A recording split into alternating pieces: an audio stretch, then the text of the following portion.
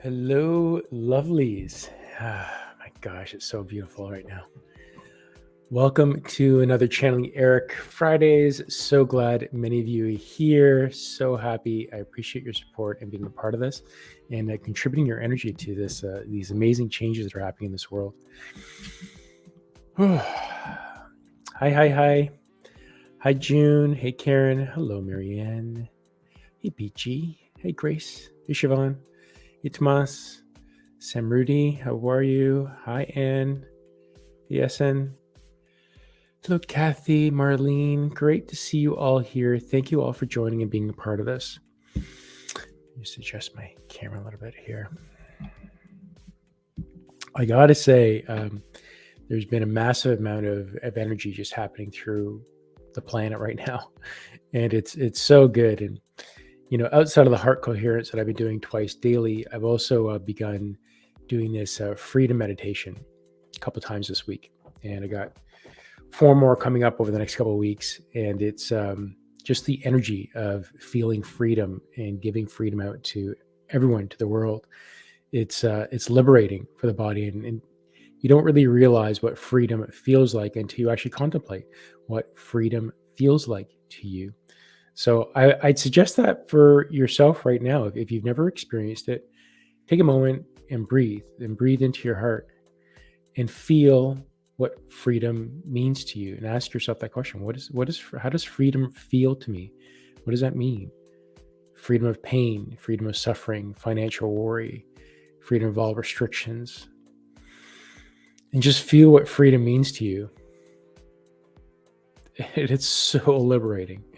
It's so liberating. So I invite you to feel what freedom means to you and how it feels to you as we enter into the feeling state of dimensions.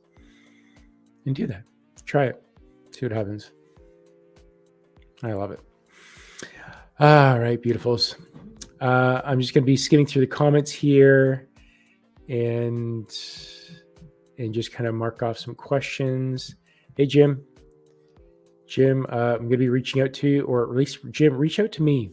I want to talk to you about the May, was it March, April? I think the end of March, 3rd week of March, about the man thing that we're going to do. So get your experiences. So reach out to me if you don't mind, Jim.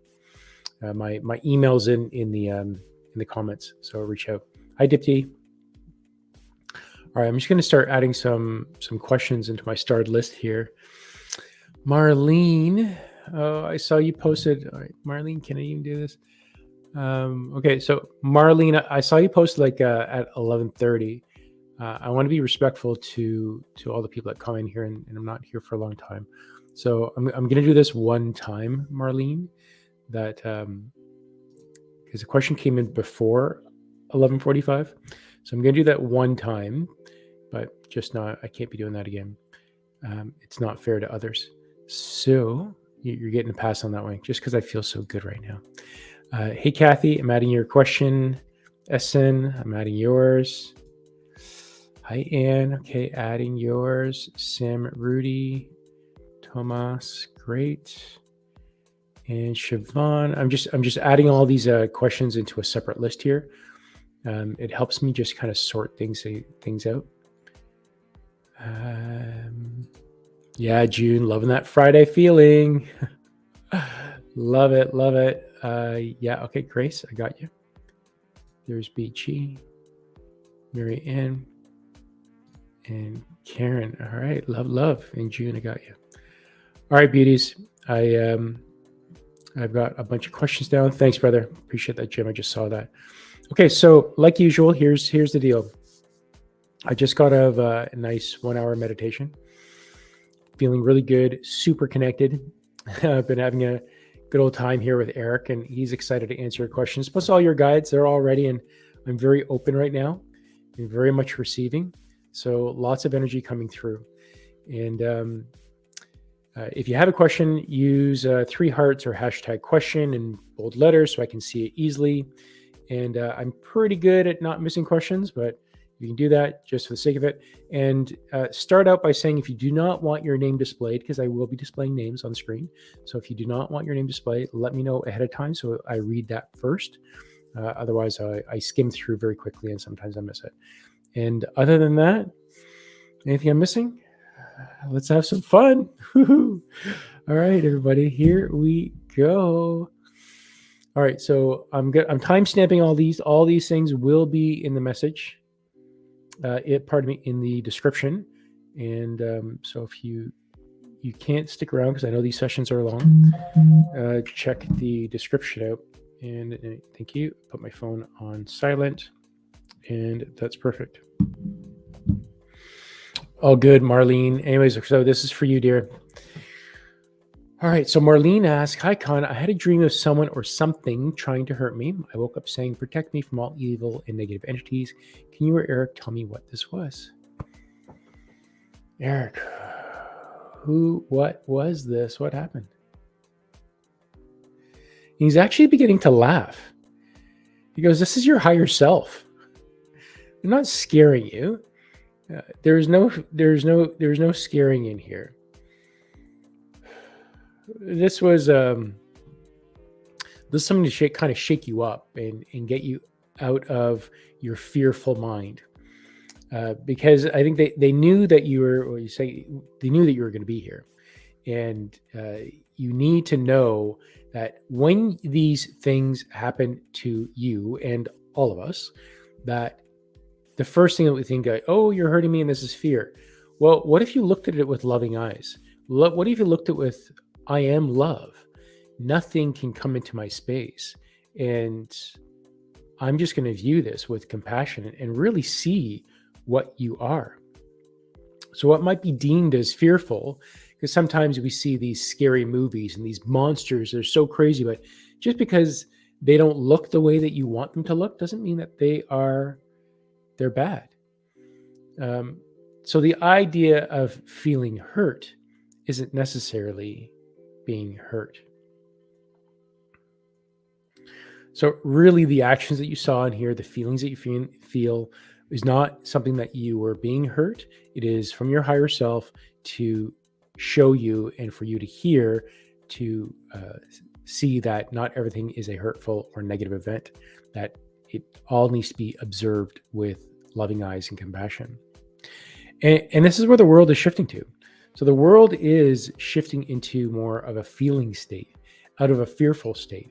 And you can even see this demonstrated with a lot of the comments that you might see on certain news media that you might see.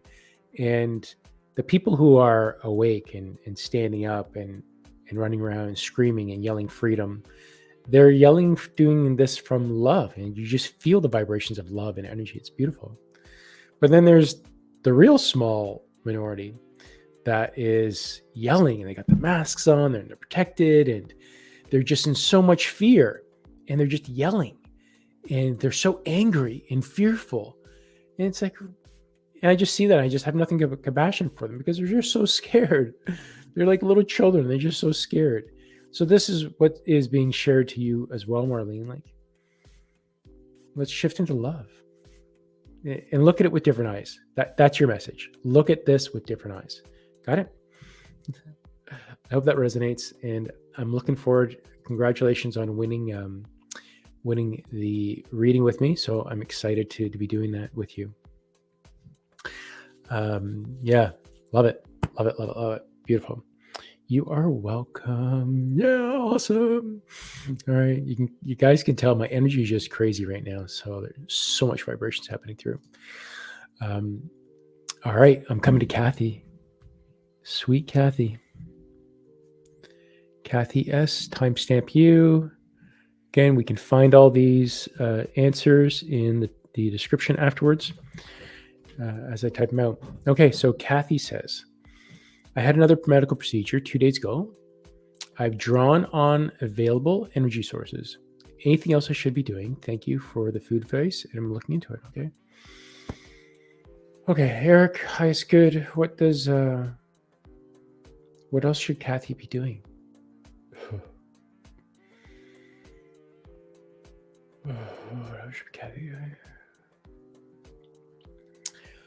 I'm hearing it's time for you to talk to your body.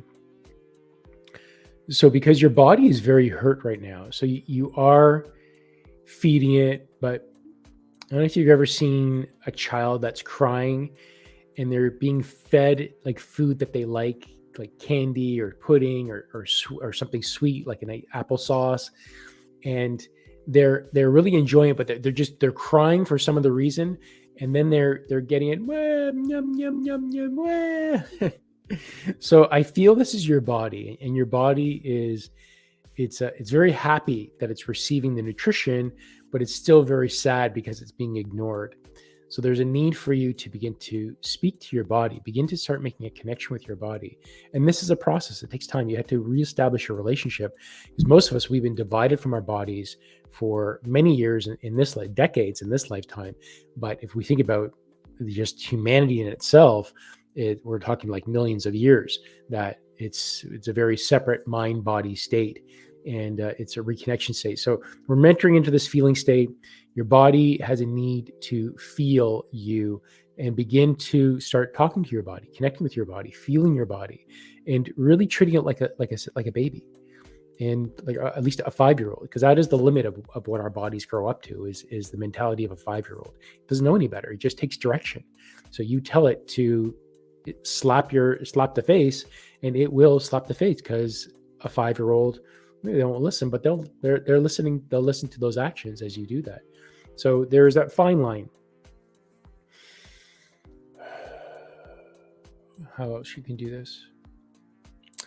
I'm being shown you can take a look at the intuition development course. I have a lot of stuff on emotional releasing. You can look at the playlist there. There's a lot of other good information outside on emotional releasing. Find what resonates with you. But ultimately begin to love your body. Well, actually, what I'm hearing is a good one, is the 1 Billion Strong. So 1 Billion Strong YouTube channel and Facebook group at 12 noon, 12 midnight Eastern Standard Time. I go live, or I put on a pre-record during that time of William Michael Forbes doing a heart meditation, or I'll do the live heart meditation, and it is giving the body love, and we feel love, and you give the body love, and you give all the cells love, and you just feel love, and then you give it out. That is a really good start for you to begin to getting into the practice of loving your body. So use that guided meditation.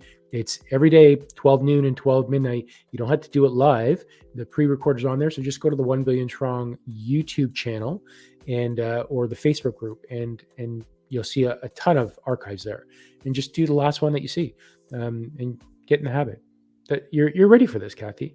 You're ready to start loving yourself. You're definitely ready. So excited for you. Really excited for you. You're making a shift. You're making a really good shift. Hello, Estrella. Nice to see you. Hey, Marie. Great to see you. Hey, Angela. Tip T. I'm just looking at the bottom here, Marlene. You are welcome, Marlene. Hey, Wanj Muh. Good to see you, brother. Man, if any you can tune into Wanj Muh's energy, this is the most beautiful man I've ever come across. I love Wanj Muh. I love it. You're definitely I feel a kindred connection to you, Wanj Muh. I love you, brother.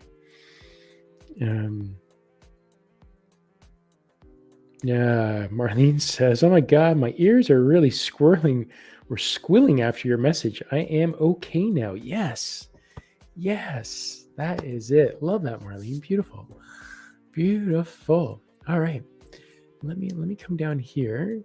I just want to make sure. I'm just going to add a couple more messages to the queue. Okay, June, I see the second part of your message there. Lovely Marianne. Hi, Amy. Added you to the list. Yeah, June says freedom means ease to me.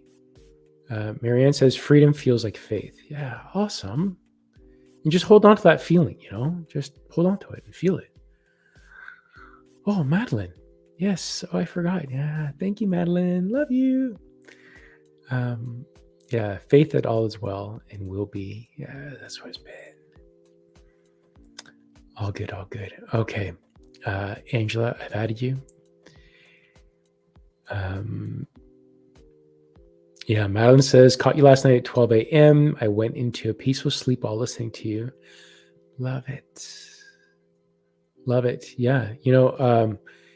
Madelene, time does allow, because I'm going through all the messages and I'm not stopping until I get through everybody. So it's all good. Hi, Charlotte. Really? Okay, yes. Okay, I'll add you. Kerilyn. Okay, so I've just added a few more. Let me just look here. Doing a quick skim. Okay, great. Let me start with Ahsen.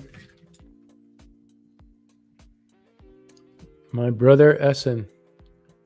15, 21. Just make some notes here.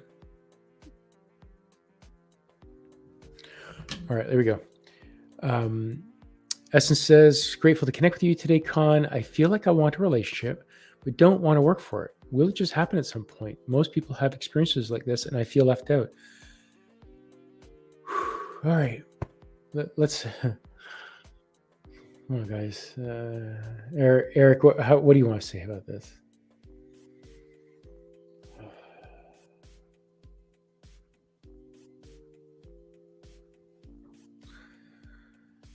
So, Ahsen, he's giving me a little bit of a task here.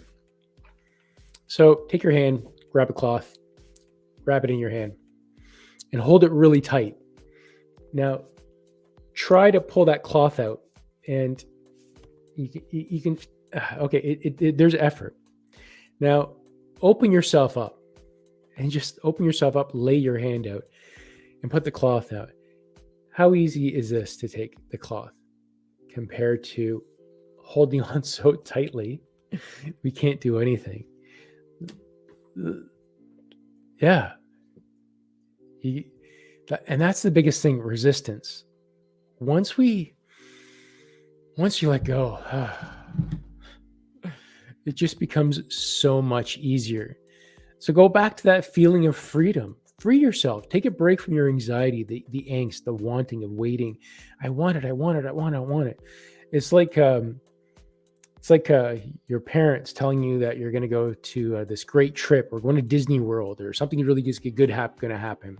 We're going to go camping, whatever it might be, and that trip never happens. Oh. And then you see them, and hey, we're going to go camping. Yeah, and you got your camping gear, and you're all ready, and then you see the next day, and they have their suit on, briefcase, and they're going out the door. It's like, there goes the camping. So it's that wanting and desire that's so defeatist. So in terms of this relationship, just keep working on yourself. Keep loving yourself. When you begin to love yourself, you'll be creating the room to let others in. If you got all this stuff inside you, and you're just looking at all your stuff, like, oh, look at this, oh, like, what is it? And you peek up every once in a while. Is anything there? No, it's not. And let me go look back at myself. And it's a horrible state to be in. So once you start really looking at yourself and accepting who you are, because Ahsen, like, you're really hard on yourself. You're so hard on yourself. And if you see what others see, and you see what I see, like, Ahsen, like, you're such a good guy. You're so kind. You're so loving. You have this big heart. You're a good looking guy too. Like, I mean, you're the total package.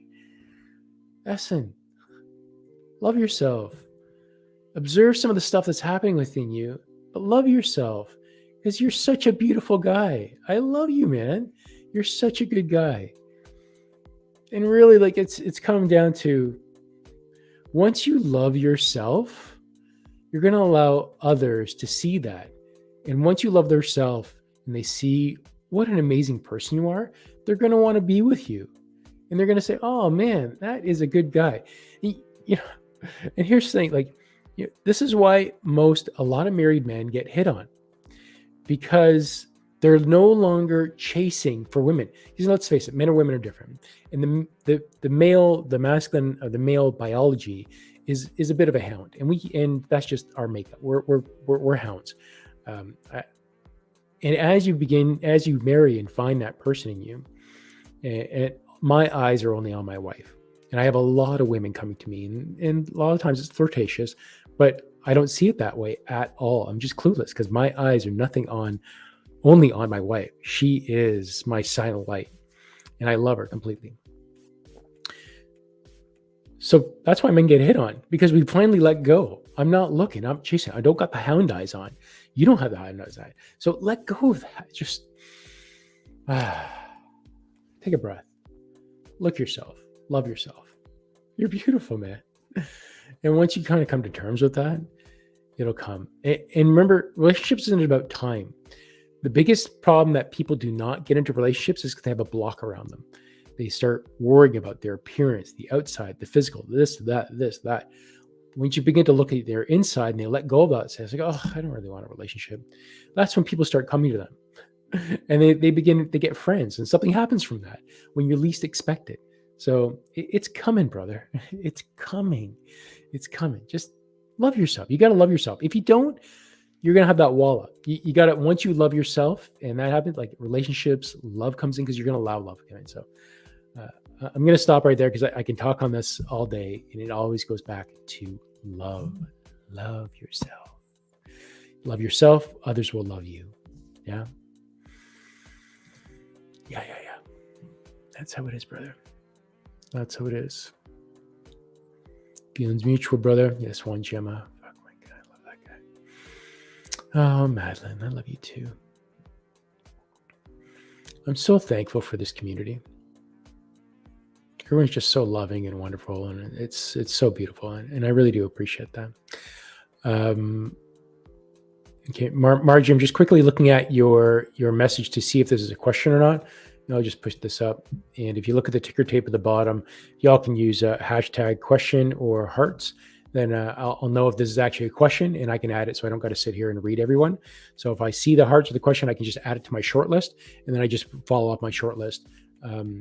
Less chance of missing that. But Margie, I think, yeah, I see a question mark at the end. So I'm just going to look at it when I get there. So let me come to Anne Marie and Sylvester. Beautiful Anne. All right, and 2204. And Anne S says, good afternoon. Can you please help me understand why I am so drawn to the North Star? Oh, cool. All right, let's see.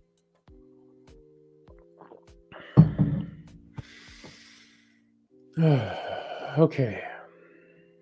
Erik. Why is Anne Sylvester drawn to the North Star?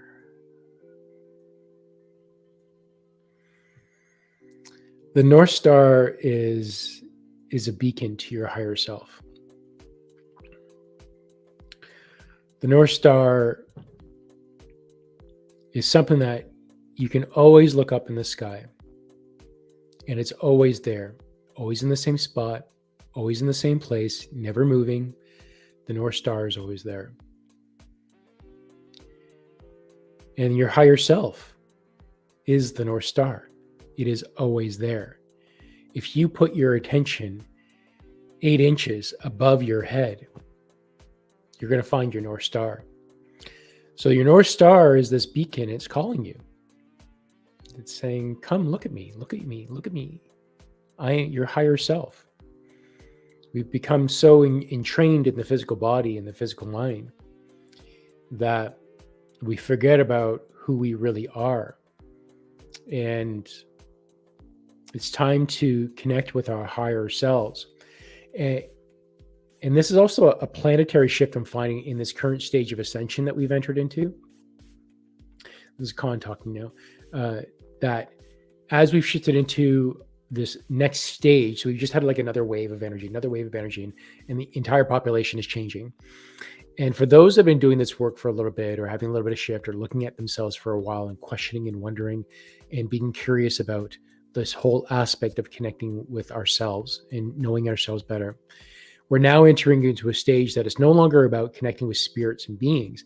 It's about connecting with our higher selves. So this North Star that you're seeing is something that we're all entering into. And the idea of going into meditation and then connecting, getting yourself into really silent, really quiet, really feeling, and then feel yourself moving up about 8 inches up and sense what is above you about 8 inches up above your head. If you don't know what 8 inches is, get a ruler and measure it. I have a ruler here. I do. So I've got a ruler here, and let me see, 8 inches. So there is 8 inches. Grab a ruler, put it against your hand, and see what it is. I don't know. what it is, but 8 inches, about the size of your head, maybe like double your head up. So I see that's about 8 inches, and it really shows me this. And I always get confused between inches and centimeters with this. But anyways, higher self. It's your higher self, right? Higher self. Communicate. Talk to your higher self. It wants to talk to you. Yeah, it wants to talk to you. Higher self. And I'm getting like actually emotional from it. The desire and the connection to connect with the higher self. Yeah, it's such a beautiful place. So you have a beautiful higher self. So it's there. Hi, Samruddhi.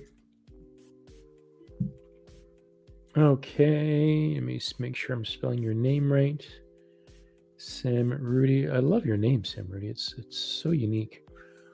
2554. Okay, so Samruddhi says, hello, general message. Okay. Erik. What does Samruddhi need to hear right now?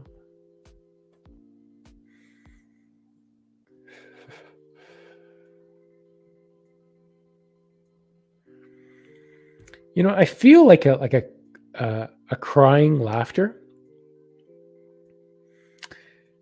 And it's almost like you've just had like a really big release, and it's such a relief that you end up crying and laughing at the same time. It just feels so good, and you cry and laugh with that. Okay, so what does she need to hear? What's the real message underneath? I'm hearing. Keep exploring, keep being curious. You're uncovering these layers about you and finding your true self. And you're starting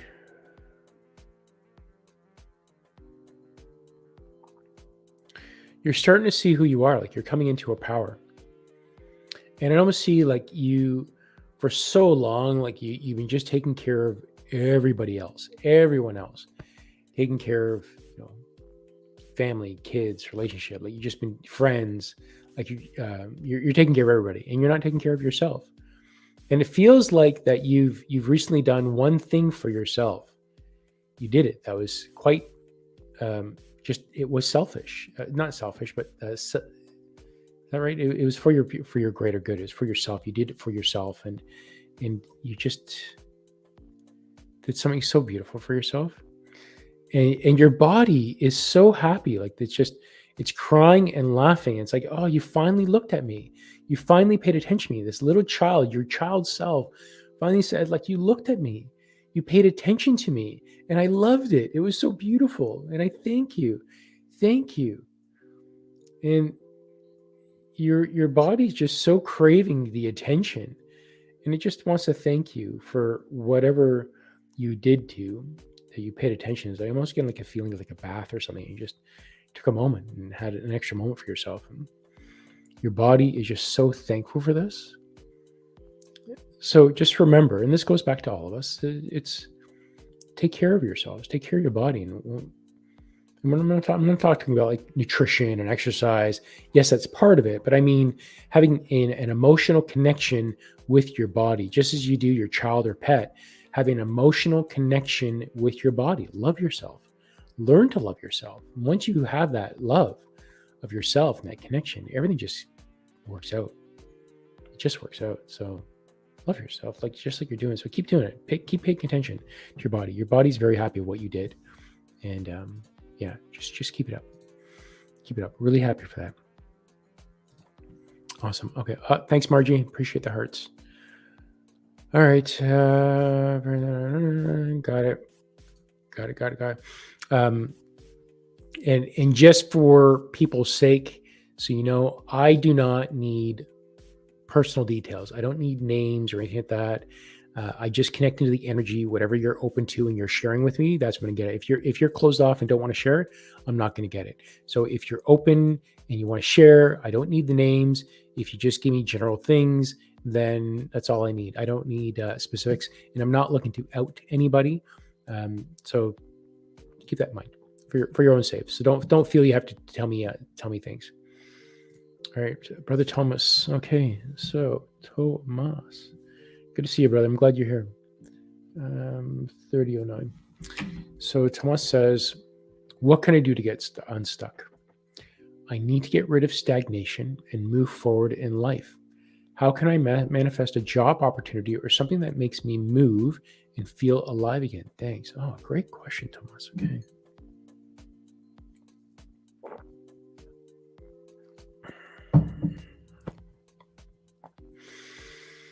All right, Erik, what can Tomas do? Feeling stuck.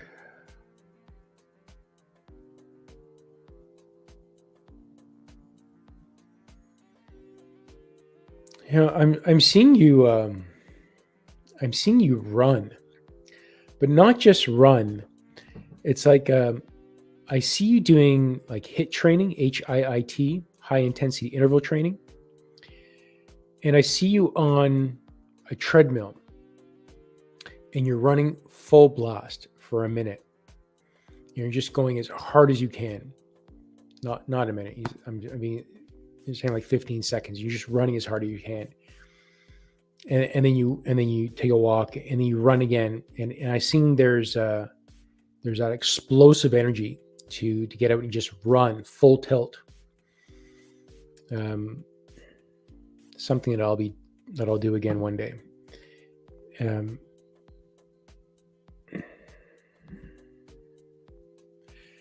I feel that need to explode and move and get involved.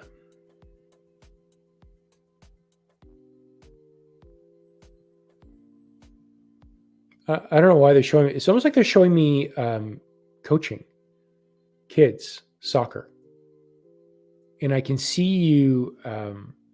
I can see like a passion there that you have a real passion for. It seems like soccer or football.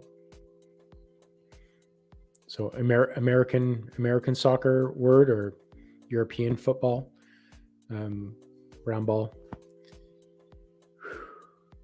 And I see you just getting involved in more sports coaching, even like starting out as an assistant coach.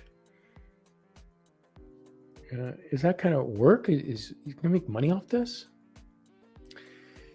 It's not like so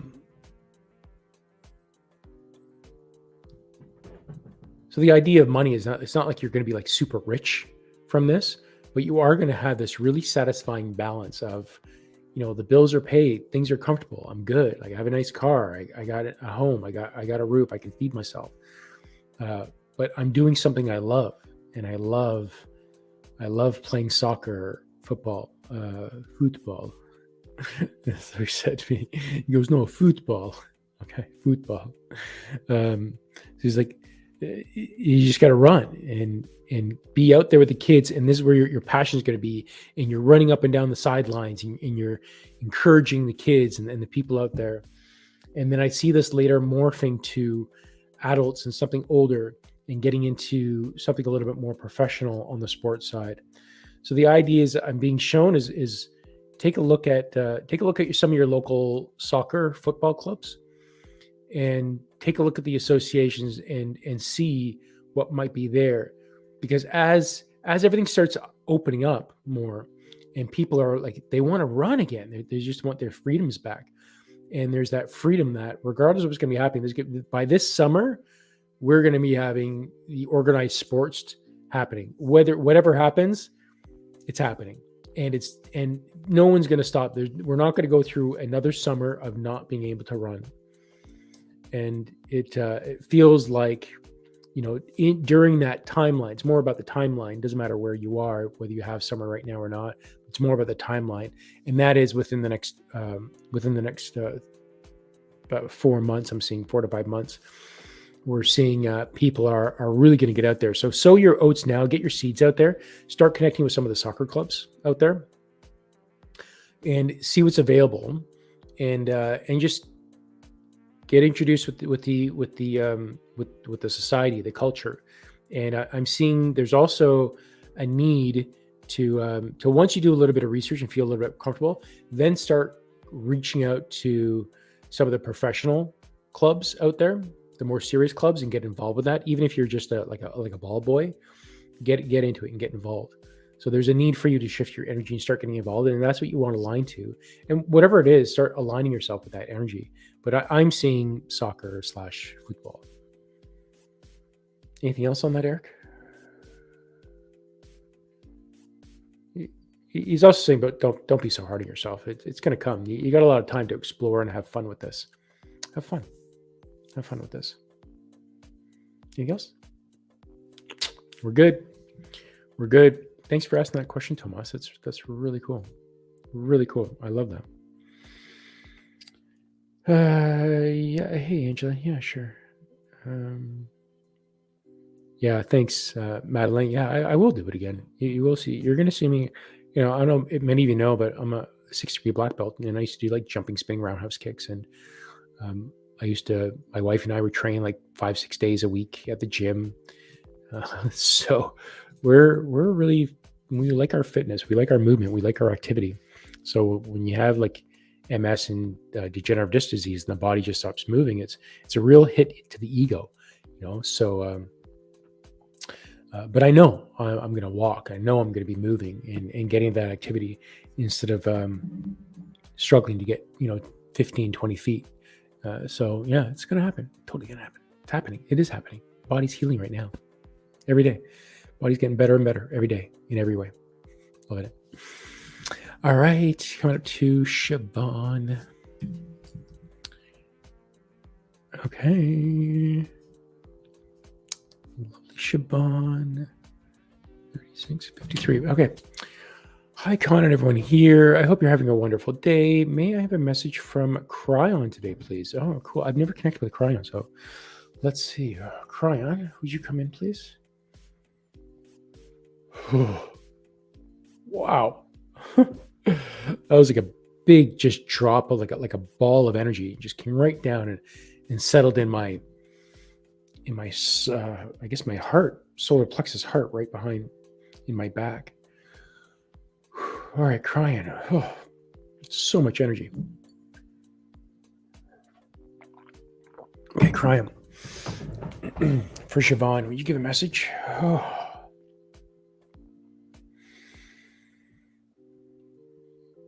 Oh, this is the one you call Cryon. Oh.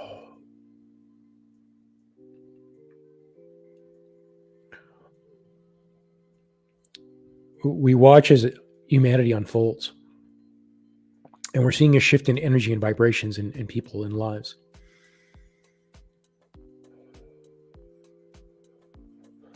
And there's an alignment that's happening with all the people and the energies within around you and around all of us. And this energetic shift, you're personally having a resistance to this. And there's a worry and fear within you that you question that, is this really the right path? Is this the way to go? And this isn't necessarily something about needing to question or fearing. It is something that you will be aligning yourself into and moving yourself along into, and it's going to be happening for you naturally. But if you decide to let this go and experience this energy, you will have a much more dramatic shift like this one. You will align yourself to your higher purpose, to the higher energies, to your higher self, to the beings that are around you that walk with you. You are an enlightened being. You are connected. Your soul is open. And this resistance you find within yourself is really just your ego, body, mind. And this will pass in time. Fear not, little one. You are on your life's purpose. You are on your guided path.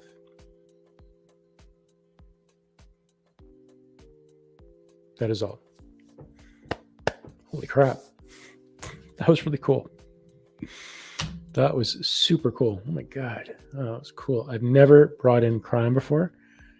I've only recently started connecting with a little bit of Cryon's energy, and that was really cool. Wow. Awesome. Thanks, Siobhan. great question. Thank you for allowing me to experience that energy. That was so cool. So cool. Thanks, Kerilyn. Yeah, I love my message to heal too. Really kind. You are very welcome, Samruddhi. I'm feeling such pride for you. Hi, Silvana. You got it. I've added your name to the list. And I'm coming to Grace here. And the lovely Grace, my soul sister. All right. Grace's spirit team, would you come in, please? Oh.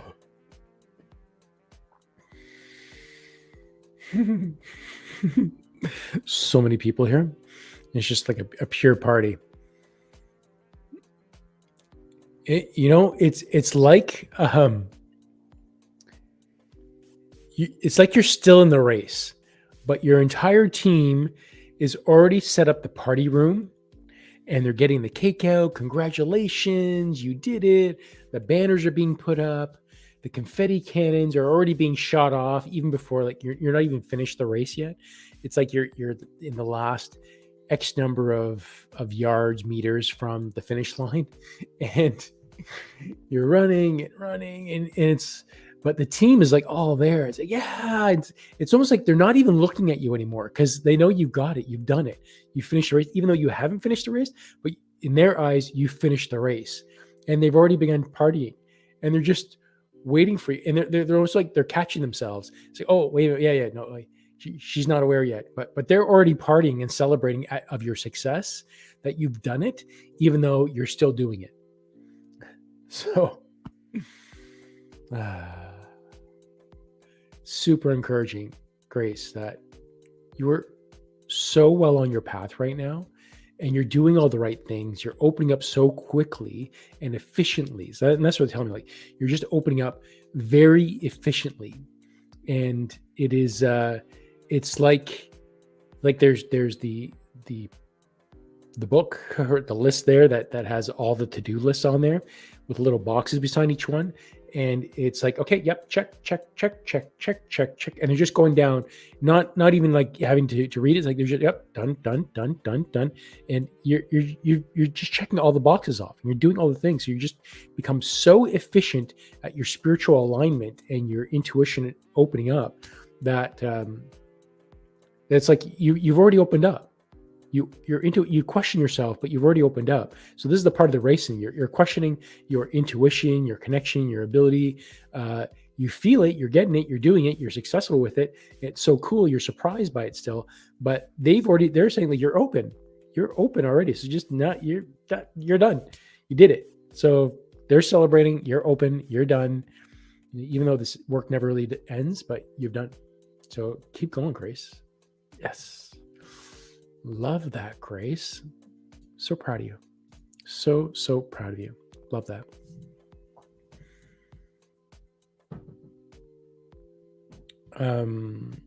What's that? I'm just reading your message, Siobhan. Thank you, Cryon. I don't feel the resistance, so I hope it will pass. Guessing is that you do feel the resistance, or you feel the resistance and you hope it will pass. Regardless, it's there. It is opening up for you. Don't worry. You got this. It's happening, Siobhan. You're good. Hello, Thanlatchmy. Thanlatchmy, this woman has the biggest heart. What she does for her brother is so much respect. So much respect. It's selfless, but you got to take care of yourself too, Thanlatchmy.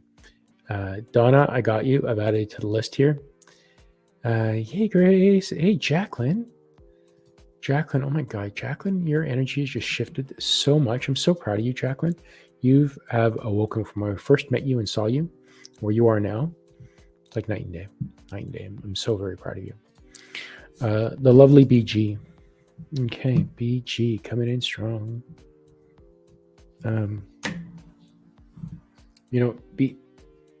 BG, I'm checking. BG, I'm pretty sure that you won a reading with me on last week's last week's things. I'm just looking at last week's description here.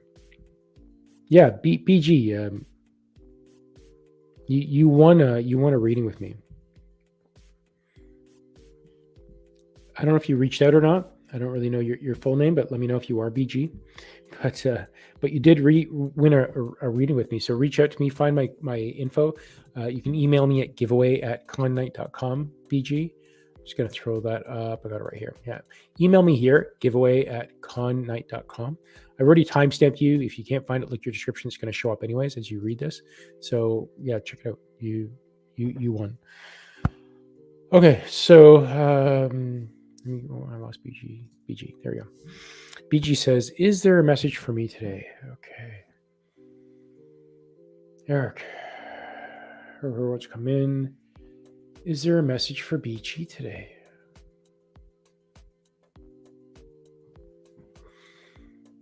And I get the feeling I want to cry.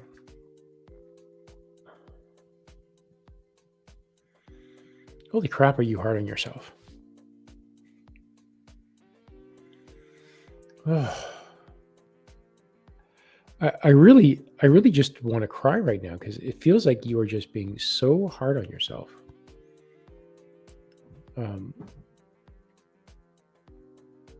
It's like you're doing the work and experiencing and walking through, but it's not like you really believe what you're doing. And it's like you're the student in school that's reading the books, that's doing the homework or working the tests and reading. But it's not, and you're absorbing the knowledge and information, but you're not really absorbing it and feeling it and letting it really resonate with you. It's like you're very book smart, but not street smart, let's say. And that really is, someone that is book smart is very intelligent and they can they can recite and know and very knowledgeable, scientific, mathematics, any type of information. You're book smart. But some of that street smart goes by their gut and their feeling.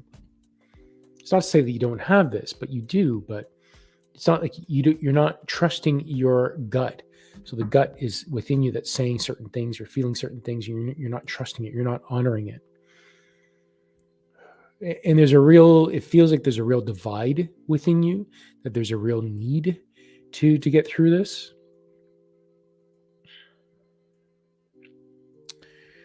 And there's a need to tear down the wall and the separation that you have within yourself. And that's something more that we can talk on if you decide to have a free reading with me. That we can talk about this more or connect more through it. But I'm feeling a real separation within your body mind state and your feeling state of who you are, your higher self. There's a real disconnect there. So start getting into start really feeling. And that's just your homework is to begin to feel. And they're telling me to have you start feeling what does freedom feel like to you? What does that mean to you? If you really contemplate and feel freedom, what does that mean and feel to you? And start there to really get into honoring the feeling state that's within you. And that's really where you need to move into. Yeah. Yeah. That's what I got for you, BG. Get into that feeling state. You deserve it. You deserve it. Okay. Okay. Thanlatchmy. Got it. Okay. I'll add you. Thanlatchmy, I've added you to the list. Yeah, so cool, Grace. I'm glad you're getting it. Okay, yep, got it. Then last week I've added all of your things. Hey, Maria, Luz the Luna, lovely Luz. All right, Marie and Scott,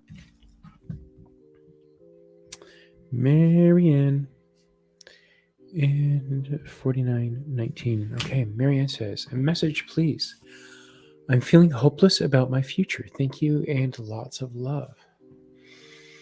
Eric, what are we going to say about this for Marianne? What's in her greatest good?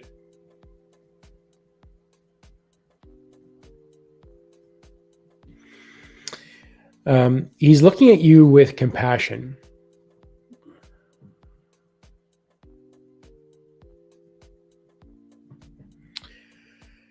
And he's saying, how can you worry about the future if you don't know what the future unfolds for you? How can you worry about the future if you're not manifesting what your future is? You haven't said, this is what I want. You haven't commanded and said, this is what I want my future to be. This is what I need my future to be. This is what I want my future to be. So have you commanded it? Have you said it? Have you shared it with the universe? Have you shared it with yourself? Have you connected and touched base with yourself? Have you even asked the question of yourself, what do I want my future to be? So instead of worrying about the future, create your future. And he's pointing to me and he's saying, like, he's sharing my relationship, because we've been together for a little while now, Marianne, and you're on Law of the 1 Billion Strong meditations. You join in at 12 noon and midnight, and you go into heart coherence with us, and you feel that. But I feel like, you've kind of like popped in, you've thrown a little heart up, but then you kind of turn the screen off and walk away. So you haven't really tuned into yourself. You haven't really honored yourself. You haven't really connected. So this really goes back to, stop worrying about your future. Get into your meditation, and while you're in the meditation, get yourself really, really silent. Get yourself into the void, 8 inches above, or the space, or in water, and just feel the silence and feel the silence. Get really quiet and feel the stillness. And when you feel that stillness and quiet, you are now in the quantum field. And when you're in the quantum field, you can ask the question, what do I want my future to be like? How is my future going to be? What do I want? What do I want to? And then feel it. Feel what your future is, what it could be, what you want it to be. And then get that out to the universe and start questioning it and feeling it. So spend some time, instead of worrying about the future, and manifest your future. Because that's what we are. That's the stage that we're in right now. This whole 5D thing is no longer worrying about the 3D crap and Earth here and all the garbage that's kind of happening around us. We don't got to worry about that. We've already thrown it in the bin. It's in the garbage. It's done. We don't need to deal with the stuff that we've been dealing with all this time anymore. But what you can do now is then say, well, I'm going to plan dinner. And what do I want for dinner? What do I want for my birthday dinner?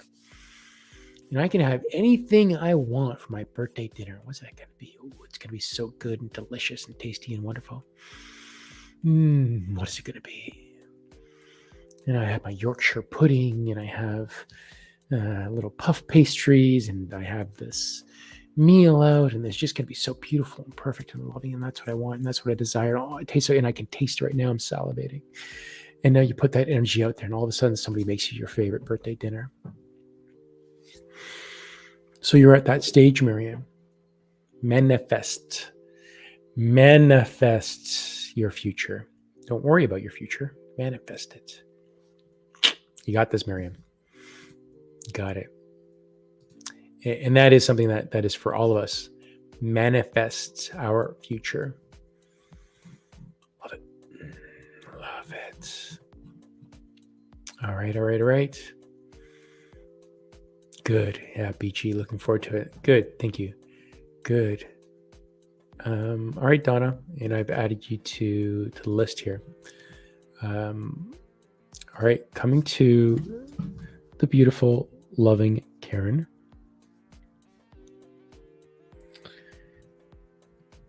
And Karen and I had a free reading together, and it was magical.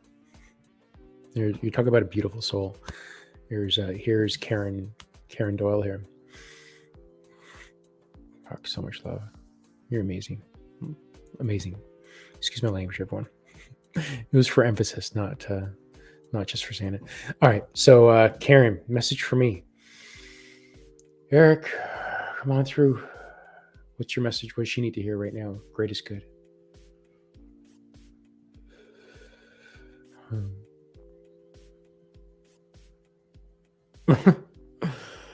All right, so I'll just describe what I'm seeing.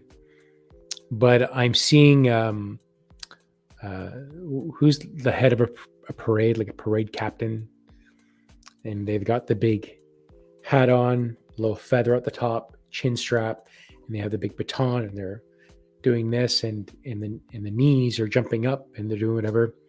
But it's Erik wearing this, and he's wearing this outfit. But so the top half, he's like wearing the hat. He's got the staff, the honorary staff, but he's also in like shorts, these little tiny blue shorts. He's kind of like relating it to like a Dallas cheerleader type short, with these ruffled boots, white boots on or whatever.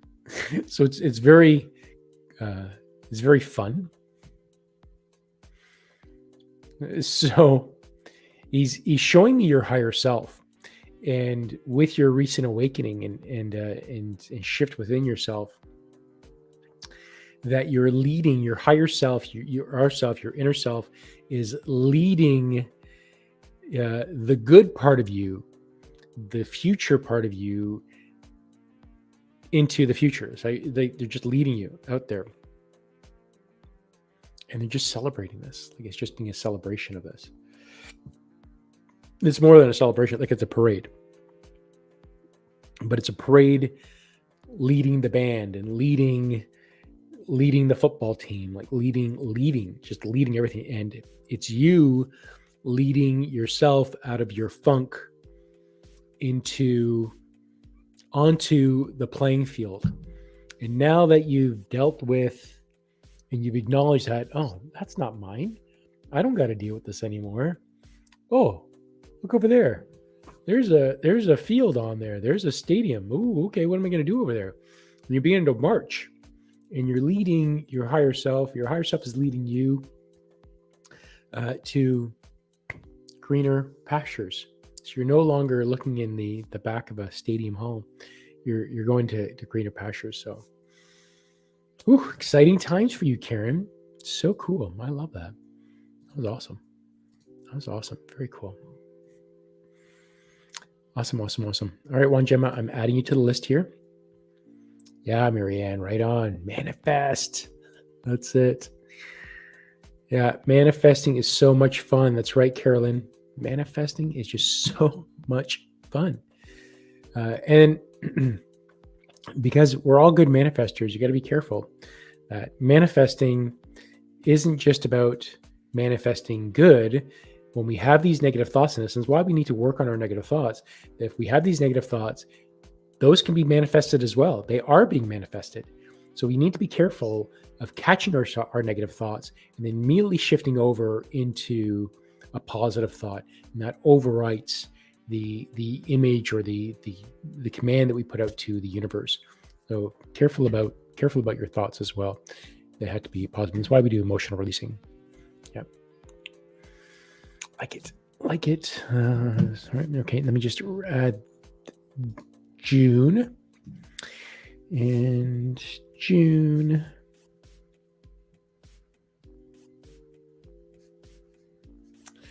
Okay, 5822. June says, question. The young man I encountered today, was he just being nice? While I was walking, he stopped his car and offered me a ride a few times, even though I kept declining and saying I wanted to walk. Wow, that's it's a little creepy. Okay, so what was the deal with this? Yeah. No, I'm getting a big no on here. Your instincts were right not to follow, because they got a little panicky and were trying to force you. And they're trying to make you do something by asking you multiple times to do this. And I'm getting that their intention was not for your greatest good. It was not at all.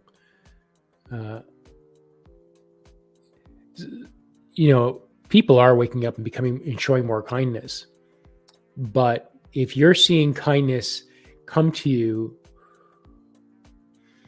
and let's say this person genuinely wanted to give you a ride out of kindness and goodness, we have to look at the circumstances. It's raining out, there's a lot of snow out, or the weather's not so good. And you ask them once, or they ask you once, and well, no, he's making me put into your perspective. So if you're the person that's driving the car, and you saw somebody that needed a ride, and you stopped and said, "Hey, can I help you? Can I give you a ride?" And you honestly mean it, and you're sincere about it. They say, "No, thank you. I'm good. Everything's fine." You sure? Yep, I'm totally good. Okay, and then you would drive off. You would think about them, but you would drive off and you wouldn't persist. So the energy of this person was a little bit different, that it was becoming a little bit panicky, that they would drive off. You sure? Come on, I'll just give you a ride. It was almost like trying to convince you of this. And this is much like the narrative that we're hearing for the past 2 years, that people have been trying to convince you from a higher level. And that convincing, many of us haven't believed it, and many have. And now we're seeing that it wasn't necessarily for the greatest good. So this goes back to the feeling state and feeling. When this happens to you, happens to any of us, put yourself in their shoes and connecting to your heart and feeling your heart and see if it's okay. Now, even if it did happen in there, it doesn't mean that you can't shift that person's energy with your heart. Some people, it could be a calling, but in this particular case, it wasn't a calling for you to go in there and help this person. Other times it could be a meaning of helping somebody and casting your love on them and healing them. You're really changing the narrative. But in this case, it was a good thing that you declined and kept walking. June. Oh, there's it. He kept persisting and wanted to have a coffee with me. He stopped when I told him my hubby wouldn't approve. That is super creepy, June. Super creepy. Yeah. Nope. That was a big no. Glad you stopped that. That was a big no. While I'm just halfway through here and have some people on, if any of this kind of information helps and resonates with you, please like, subscribe, and share it out with other. If you like it, if you don't. If you do, please share it and like it. I'd appreciate that. And just some announcements that next week, on this Sunday, Rita and I are having our cooking show, and we are going to be doing raw chocolate brownies, high vibe. And William Michael Forbes and Norma Jean Jones is going to be joining us as two couples as we celebrate Valentine's Day and just your love. So join us on Sunday for that. That'll be on my channel. And then I'm doing 2 freedom meditations that are about half hour long. They're private. They're not recorded. There's 2 next week, 2 the week after. If you reach out to me over Facebook, you'll see it there. And that's it. And then Wednesday, Divine Soul Awakening, we have Diana Dolce joining us, who is a hydration specialist and motivational speaker and author. And she's going to be talking about water fasting, about opening up your spiritual gifts. So that is a real cool one. So I hope y'all can join for that. And so that's it for the announcement. So let's see who's next. And I'm coming to Amy. And Amy says, let me just timestamp you, Amy. Again, all the answers to your questions, when I come up, it's going to be timestamped. I'm timestamping them, and they'll be in the description. So join in. Okay.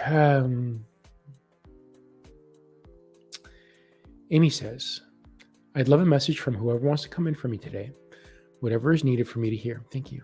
Okay. Eric or anyone, someone come in and give Amy a message for her highest good. Oh, who's coming in?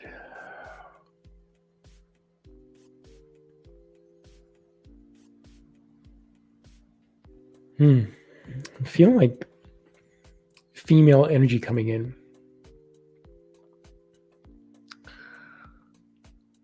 It's like I'm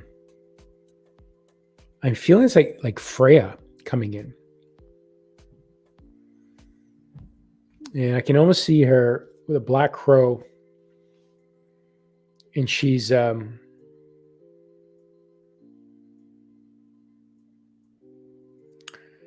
standing strong in her power. So here's Freya standing strong, very stoic,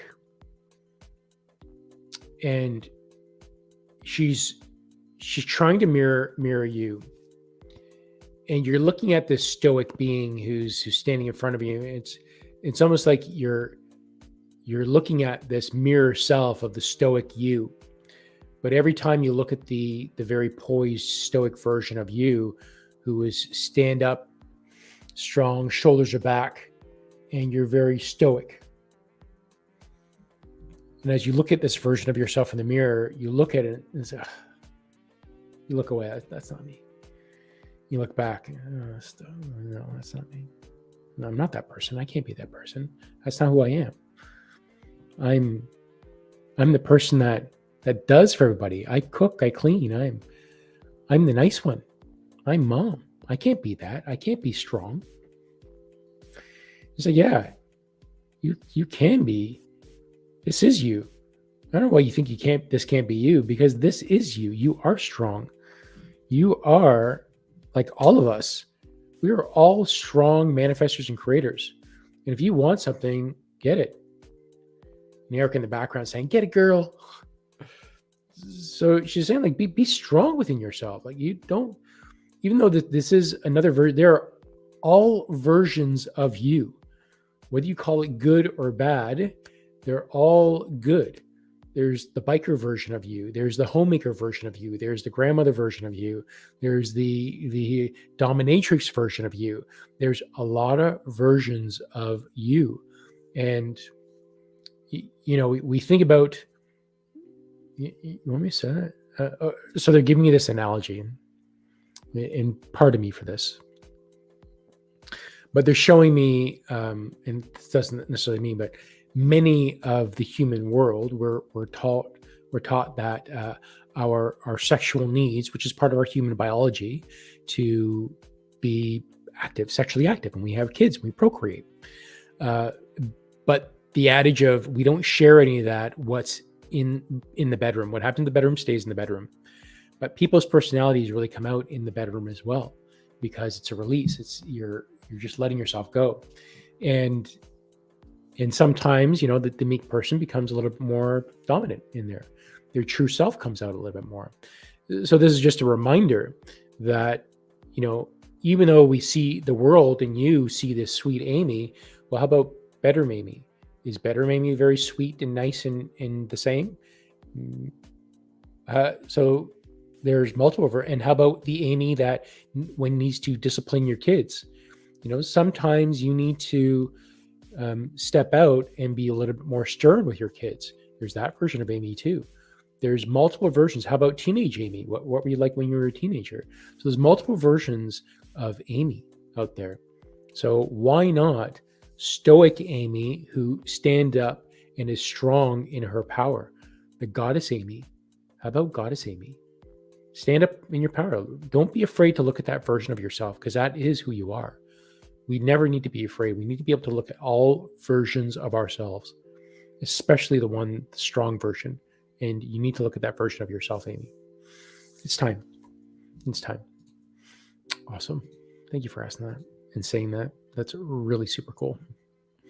I'm loving that. All right. I'm coming down to the bottom. I'm just going to ask him saying, KK. Hey, son. Okay, Kay.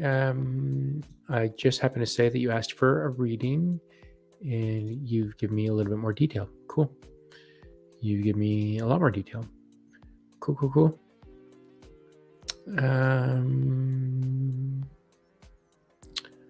Kathy says, oh, you're right. Amy is strong. She has been since birth, overcome many obstacles. She and Anne are true blessings. I love that. Oh, damn. God, my wife just posted up a message. That's right, Mary. Happy to know I'm not the only dominatrix. Love that.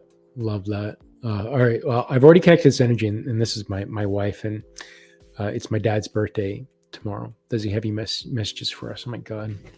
Rita, you brought tears to my eyes when you did that. And I completely forgot too. So this is my amazing, loving wife. God, I'm so lucky. Okay, Rita, you got me. You made me cry. So, Dad, would you come in, please?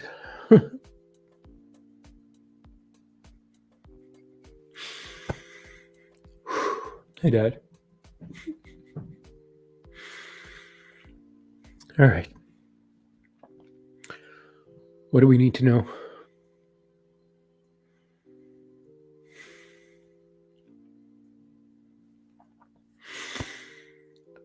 He's first. He's just saying how proud of he is of us.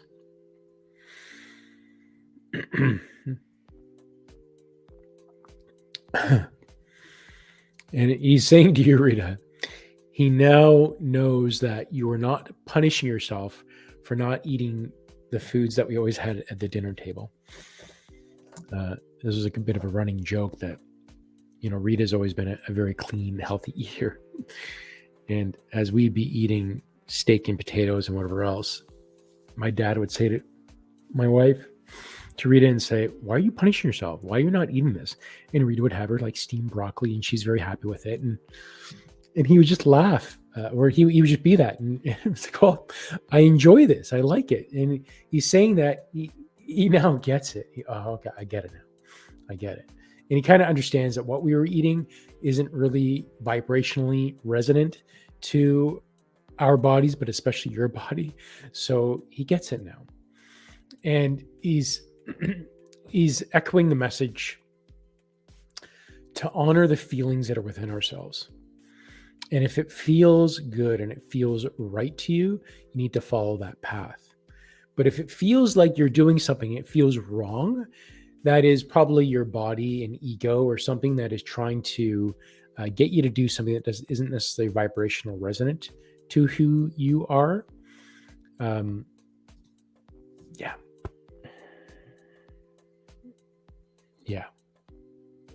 So he's saying to stick with that.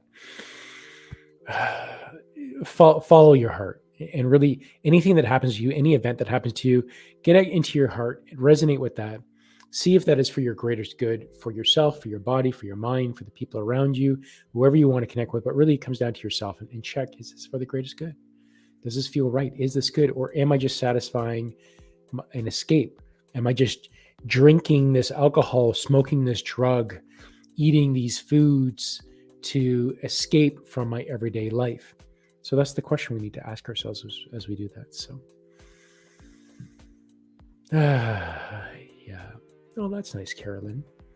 Kerilyn says, hi, Rita. I love your channel and recipes. That's nice. Thanks, honey. So you always know if Rita asks a question, she is going to go to the top of the list because my wife comes first. So, yeah. All right, you're welcome. You're welcome. Okay, let me just hide this. June says, thanks, Con. I kicked myself for not getting his license plate. It's okay. Karma, energy. He's got his own energy to deal with. This isn't necessarily for you to punish, but it is more for you that this is really a lesson sometimes when these things happen, a trigger to know if this is right for you or not. So you pass the test. That's always good. All right, Veronica. Hey, Veronica. I've added you to the list.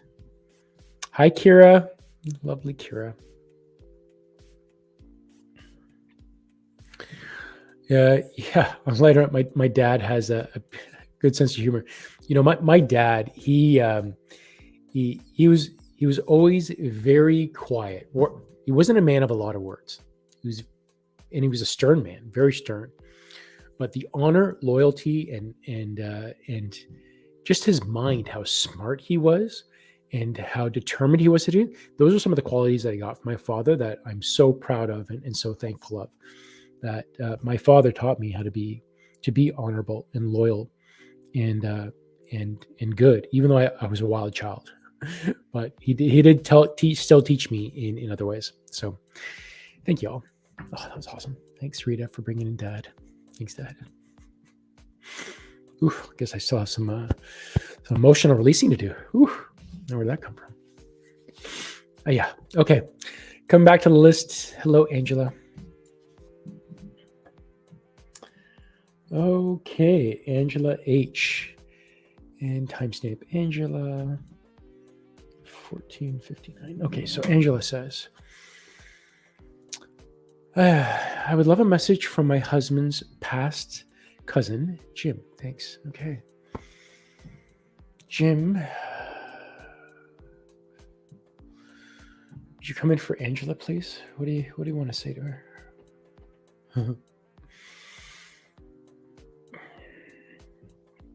I feel his energy has come in.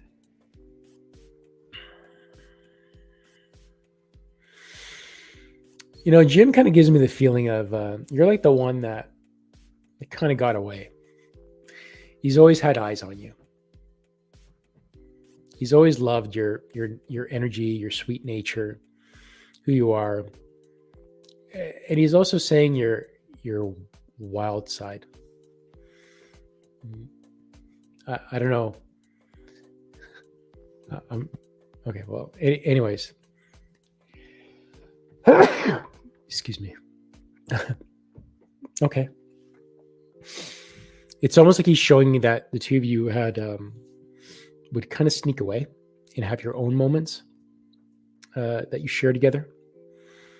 That I'm not going to talk anything more on because it's not necessarily a bad or a good thing. It's not that at all. It was special. And having those moments together are special to be able to steal away from somebody and connect with somebody like that. So it was very special and loving and wonderful. And he's just kind of bringing up these fond memories.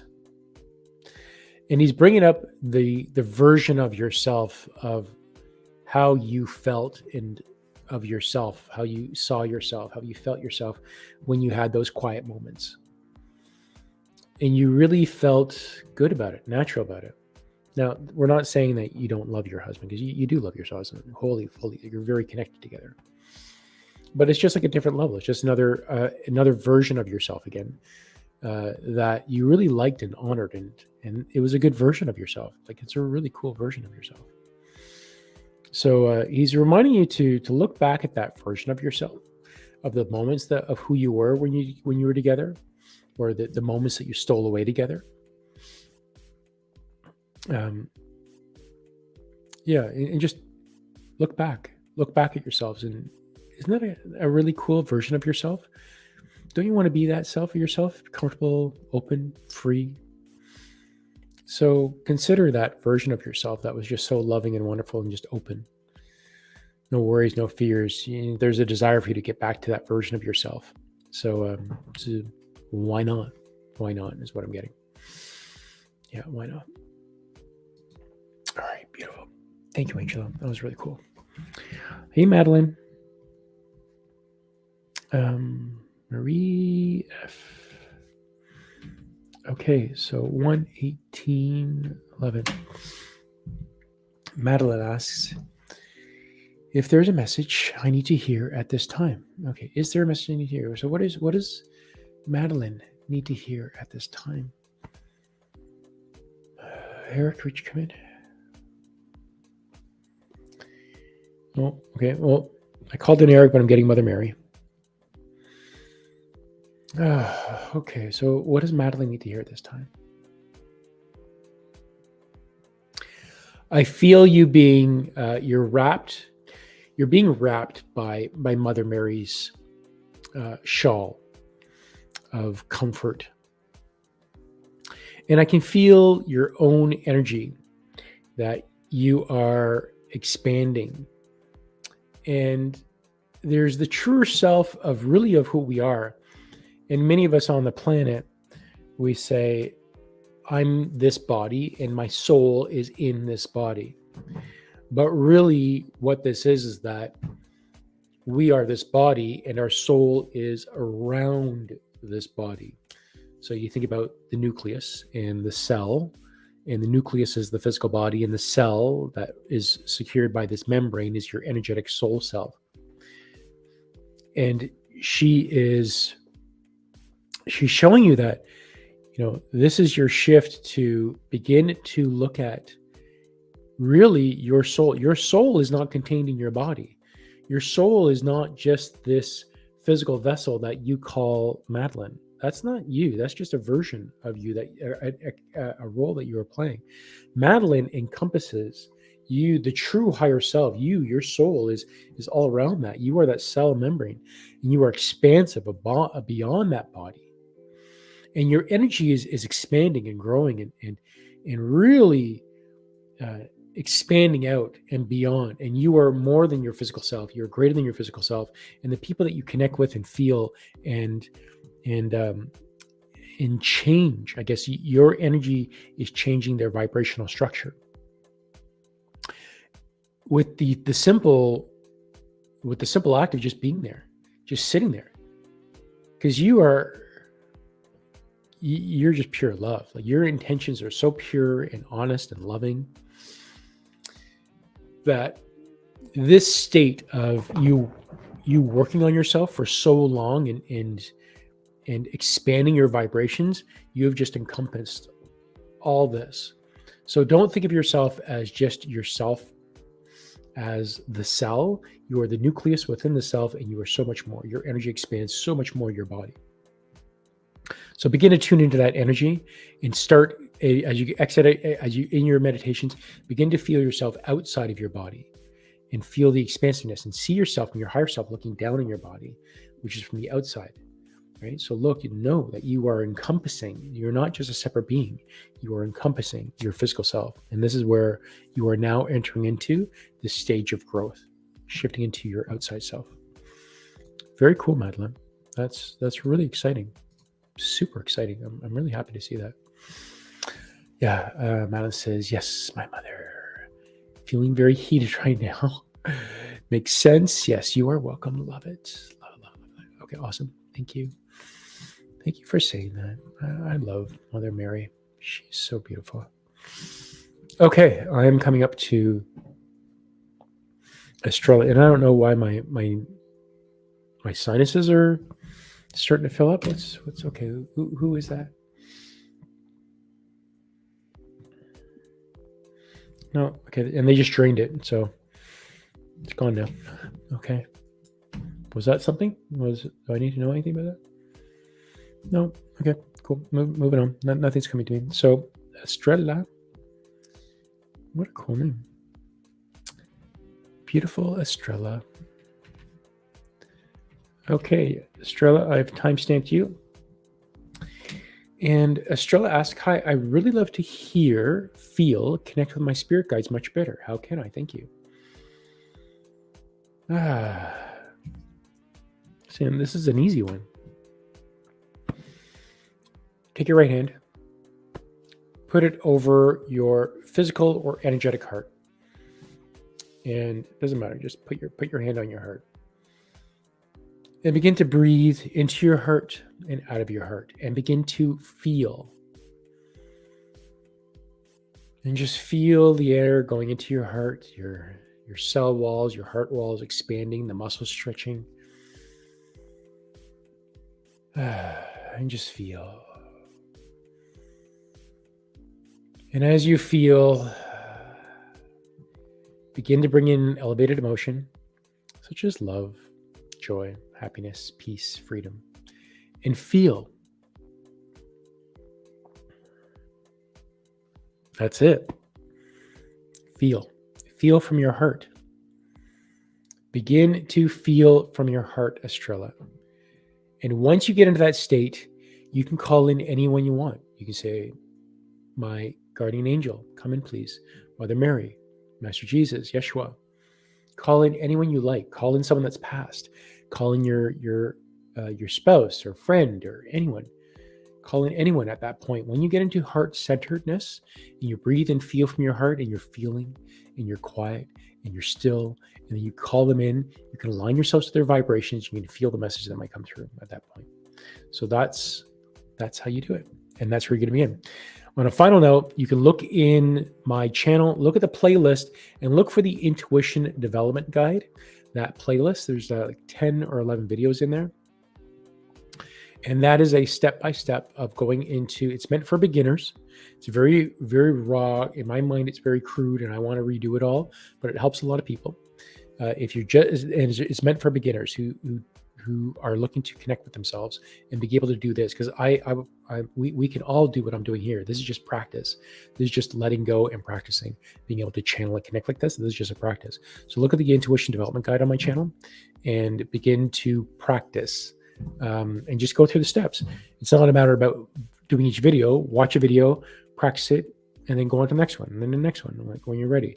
But it's not about watching and doing. It's about getting yourself through stages. And there's 3 stages. The first stage is getting quiet and connecting with yourself and feeling. And then it's nutrition, and using tools to be able to connect. And then it's, again, further practice. And then it's about emotional release. So stage 1, look at the stage 1, and that's where you're in, Estrella.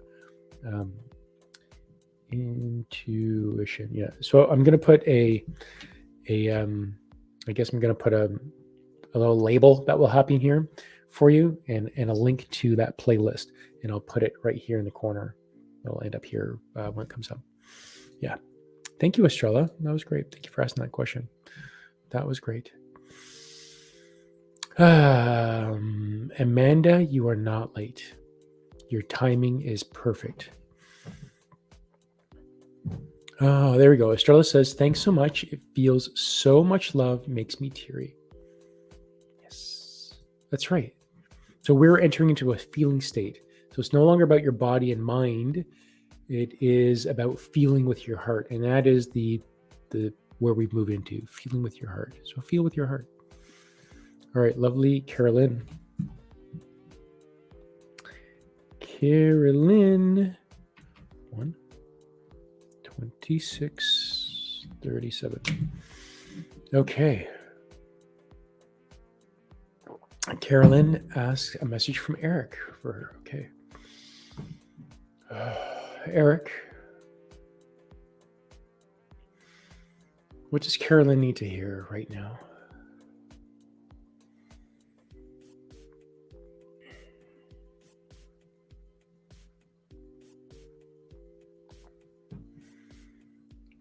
Sorry, I shifted my attention to something else. So, Erik, okay. What does Kerilyn need to hear right now? What does she have to hear for her highest and best good?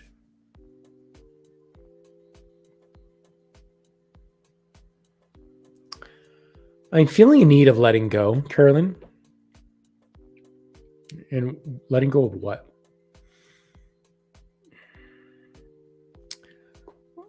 Letting go of thinking you can't do it. Because you are doing it.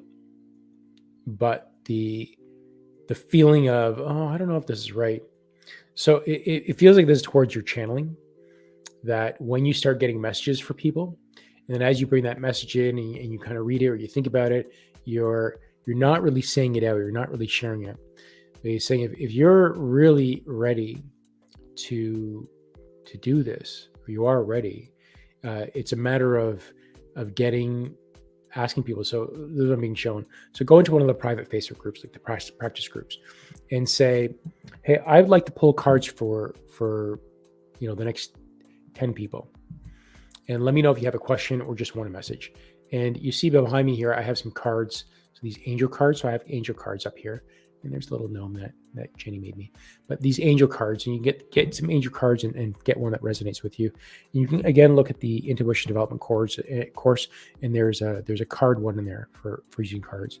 So there's a need for you to begin to break your cards out, use your tools. So the tool to connect with spirit and with your angels and guides, and just as you grab these cards, you shuffle them, and they're big and bulky, and they're big and bulky for you to really get your energy and feeling into it. Like, so you got to concentrate on shuffling cards, because it's not like just like a small card deck. You can just woof, woof, woof, woof, woof, and shuffle. These big oversized decks are really overstretching your hand. So you really got to be careful and slow and meticulous and put your mindset into your shuffle. And that is putting your energy into it. And as you sit with these cards and carry them with you, your energy goes into alignment with the cards, and you actually establish a relationship with these tools and the cards that you have in there. So this is why when you go to get cards, go to the store, or when you're online, look at the cards and say, which one feels right to me, and get you into your heart and feel.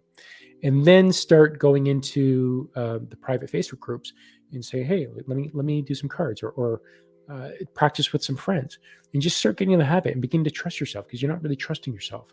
So really put yourself out there, get into the private Facebook groups, the practicing Facebook groups, and say, hey, I want to pull cards for the next 5-10 people, and let me know, because I'm trying to practice here. There's a ton of these groups out there. And if you are not part of any, reach out to me and I'll invite you to practicing angelic messages, community light workers. There's a bunch out there that I'm a part of. So yeah, do that. You're already, and I think you already are a part of them, but do that. You're well on your way, Kerilyn. So yeah, well done. Good for you. Hey, Mahi, great to see you. Okay, Amanda, I've added you to the list. Kerilyn says, thanks so much. I have the cards and have wanted to go to the group and offer to give readings, but I have stopped myself. Yeah. All right. That's cool. So just right now, whatever I channeled there and just shared through, all I'm doing is just, I'm seeing an image. And when I see an image, I just say, okay, well, this is what I'm seeing. And I verbalize it. As I verbalize it, the next message comes through and I see the next thing.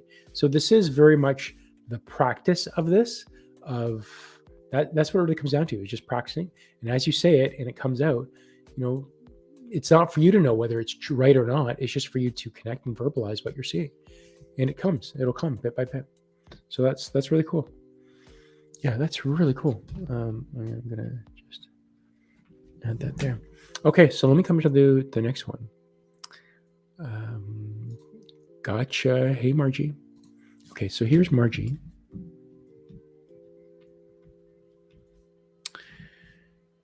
And 131:41.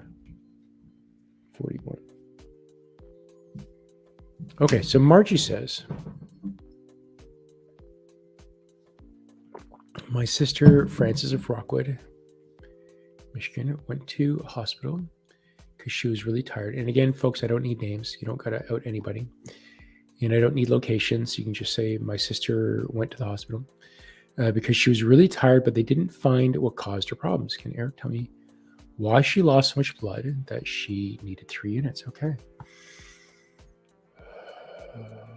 Erik, would you come in for this one? And the sister's energy.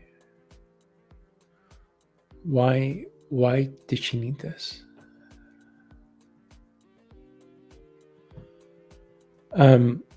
It feels to me like it's like bacteria and parasite. So in the system, I actually feel like there's multiple things that are going on with her, and it's really revolving around nutrition. That her diet isn't as clean as it should be. So I'm feeling the need for her to begin looking at some cold pressed juices. And it really is eliminating things from her diet. So things like, I'm seeing like a lot of fried foods, and the fried foods really do not agree with the stomach. It almost seems like there's an ulcer and there's a tear in the stomach lining, and there's like gut bacteria that is crossing over, and like it's a lot of gut issues. There's a lot of issues going on with the gut.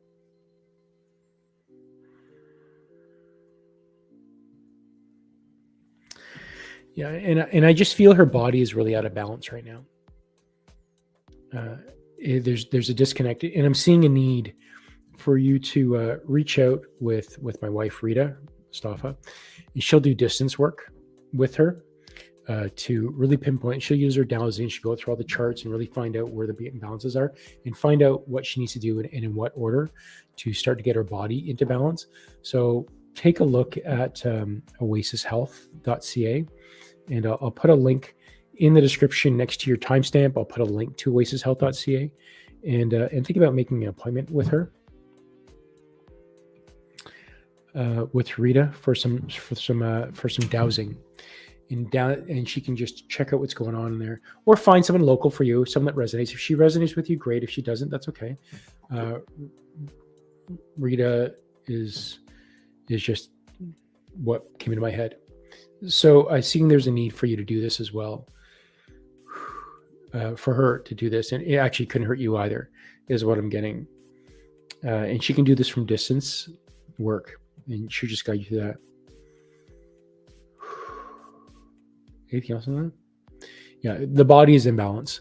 There's a need. It's very acidic right now, and it needs to be alkaline, needs to be balanced, and there's a need for her to get some direction there. And I'm seeing it's revolving around nutrition and just getting the body back into balance. So reach out to Rita at oasishealth.ca. Yeah, that's what I'm getting. Yeah, that's cool. That is cool. Love that. Okay, I'm sharing some new comments here. You're welcome, Amanda.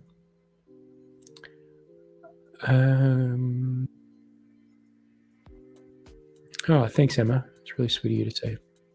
Hey, Jennifer. Yeah, totally. I'll add you. I've added you to the list here. Mahi, I've added you to the list. Okay, Jennifer, got you. And Madelene says, I just realized today's the day Mother Mary appeared to Saint Bernadette, Our Lady of Lourdes, the day of healing, miracles. Awesome. Wow, cool. I really don't know anything about that on the spiritual side. All this connecting with like spirits and Mother Mary and Master Jesus. I was in Turkey, and I actually went into Mother Mary's home where she her birthplace. It was a very small little shack, and there's like a olive tree outside, and that was really profound for me. That always stuck with me. But I've never really connected with religion on that side. That's really cool.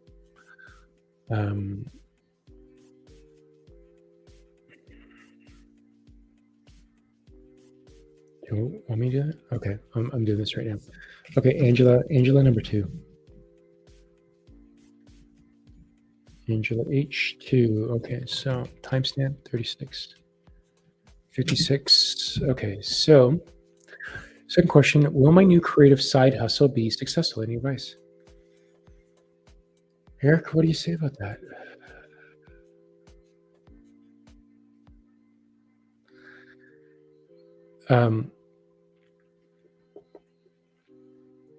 So he's saying, like, how are you determining success? And the success is really that you're doing this side hustle, that you're doing something that is resonant in your heart and it makes you feel good. And there's a need for you to continue along this path. So yeah, so really the side hustle, the success is the feeling that you're getting from it. For you, this is more about the feeling. You know, you've done the work, you've made the money, you're quite comfortable, you're good there. The side hustle is really, it's just going to make your heart feel really, really good. So that is what I'm getting on here. Very sweet, very short and sweet. That's why they had me to do this one. So short and sweet, side hustle, awesome, love it. That's what you're doing, awesome. Hey, Mahi. Hey, Tom. Okay, cool. Tom, I added you to the list here. And I'm coming to Silvana. And let me timestamp Silvana. Okay. Silvana asks, does my friend Lucy have any messages for her family? Hey, Sil. Okay. Lucy, come in, please. Okay, so what's the message for her family, your family?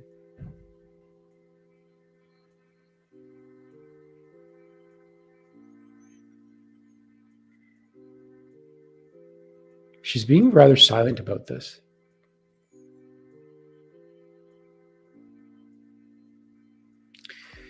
The family is going through a bit of a shift right now and a change. It's like she's not going to give me details on this because they don't want to shift, because it feels that because she came in already once and and it shifted her sister. It opened up. That was the catalyst to invoke change, to start a chain of reactions. And so she doesn't want to get involved right now. She doesn't want to add anything more to this because it's going to interfere with the chain reaction that's going to be happening. So she's leaving it at that. She's leaving it at that. Sorry, so. But anyways, that the meaning from this, and it's a heartfelt meaning. Yeah. Sometimes spirit is going to come through, and they're going to say what we need to hear for the greatest good. And sometimes it's silence, and sometimes they're not going to tell us what we need to know, because that will interfere what we're about to listen, what we're about to learn. And it's just like a parent watching a child or helping a child ride a bike for the first time, and you've got the training wheels on there, you've just taken the training wheels off, and you're very scared, and you're trying to run alongside with them with your hand at the back of the seat. So you got to let go at some point and just let them fall and scrape their knees or learn how to ride. So this is what she's showing. Spirit is showing that you have to let it go. Just let it go. That was really cool. Thank you for that opportunity. That was awesome. That was awesome. Ooh, cool. Okay. Hey, Donna. Okay, I'm coming up to Donna. Hey, Disha, I added you to the list. Oh, sorry. Let me add Donna here. And timestamp Donna. 1:41:37. Okay. Okay, Donna asks, what is my life purpose? How can I best serve God? Sitting love to. Okay. Erik, whoever wants to come in for this. Oof.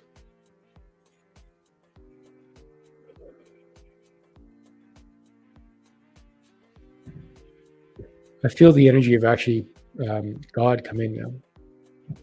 Very strong, and I can hardly keep my eyes open right now. There's just so much energy and power here. And you ask how you can serve God.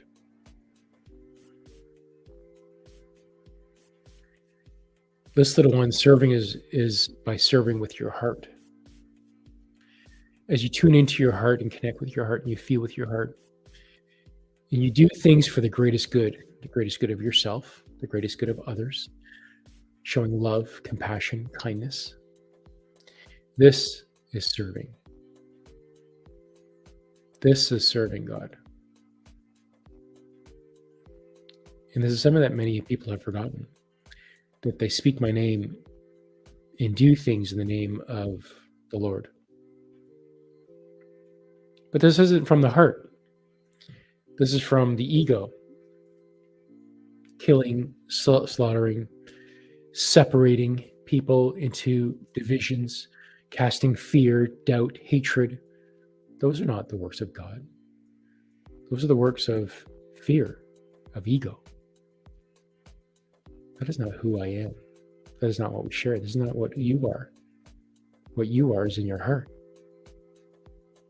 And breathe and feel and connect within your heart and find yourself.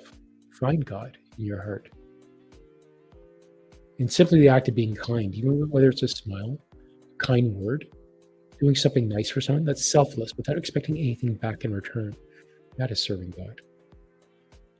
Even being kind to yourself, looking in the mirror and saying, I love you. I care for you. Thank you for allowing me to be here. That is serving God. The concept of serving God isn't something you need to go out of your way to do. Smile. Smile and show the shine of your teeth. That is serving God. Looking kindly on someone, fondly on someone, casting compassion, love. That is serving God. So Donna, you already are serving God. Just being yourself. So do not punish yourself in thinking that you have to do more.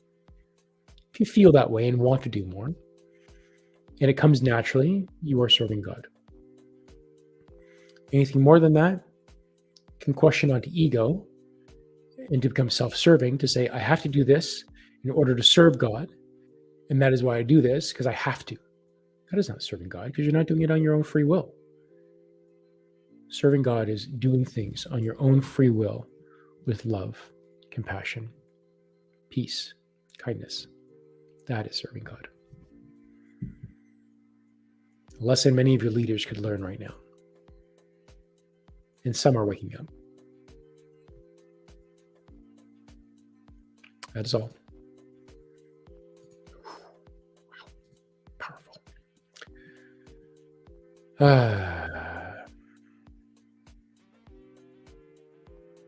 Nice. Madeline says to Kerilyn that you can pull a card for her. That's cool. Tears of joy. Yeah, that's right, Karen. Cool. Excellent. Karen says I got a no for that one for June also. Yeah, that's right. Madeline, do not doubt yourself. Love it. Thank you guys for this opportunity. It's so much fun. Okay, let me come to the top, and I'm coming to Jacqueline.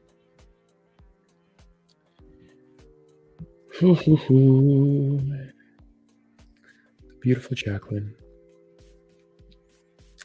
And 4615. Okay. And Jacqueline asks, hi, Con, question. What can I do to heal? I'm finding something in myself keeps getting repeated. Thank you. Okay. Who's coming in? What can Jacqueline do to heal? I feel Archangel Raphael come forward for this one. Okay, Raphael. So what do you want to do? What do you want to say? How can she heal? Healing begins within yourself. Honoring yourself and loving yourself. Healing begins. But the recurring events that are happening in your mind, are they really recurring events that are happening to you, or are they happening for you? Is this not the opportunity for you to begin to look at what's happening within yourself? What is this really happening? These events that you're seeing, have you observed them? Have you seen really what they are? Have you observed them from different viewpoints? Have you observed them from the offenders that you say are causing this to you, or are they doing this for you? So get yourself into a shifting mindset and look at the patterns that are being written for you. And seeing that there's another side to this. Seeing that what was done to you was actually done for you. It wasn't done against you. It was done in a kind way. It was done to help you. So not everything that you see is actually something in negative. It's something of peace and love. And this is exactly what's been happening for you. This is exactly what's happening for you. So go into your pattern rewriting. Review your stuff with William on the 102 stuff, or go to my channel, look at the intuition development course, and look at the stage 2 work, which is all about emotional releasing, to give you a refresher, to remind you of what you already know. Yeah, you're on your way, Jacqueline. You're on your way. You're beginning to enter into the emotional releasing stage, and that's the work that's going to really help you. Yeah, awesome. So good, so good, so good. Thanks, Karen. I got my cheerleader, my support tribe. Okay, Thanlatchmy. I've got your story. Okay, Thanlatchmy. First timestamp you.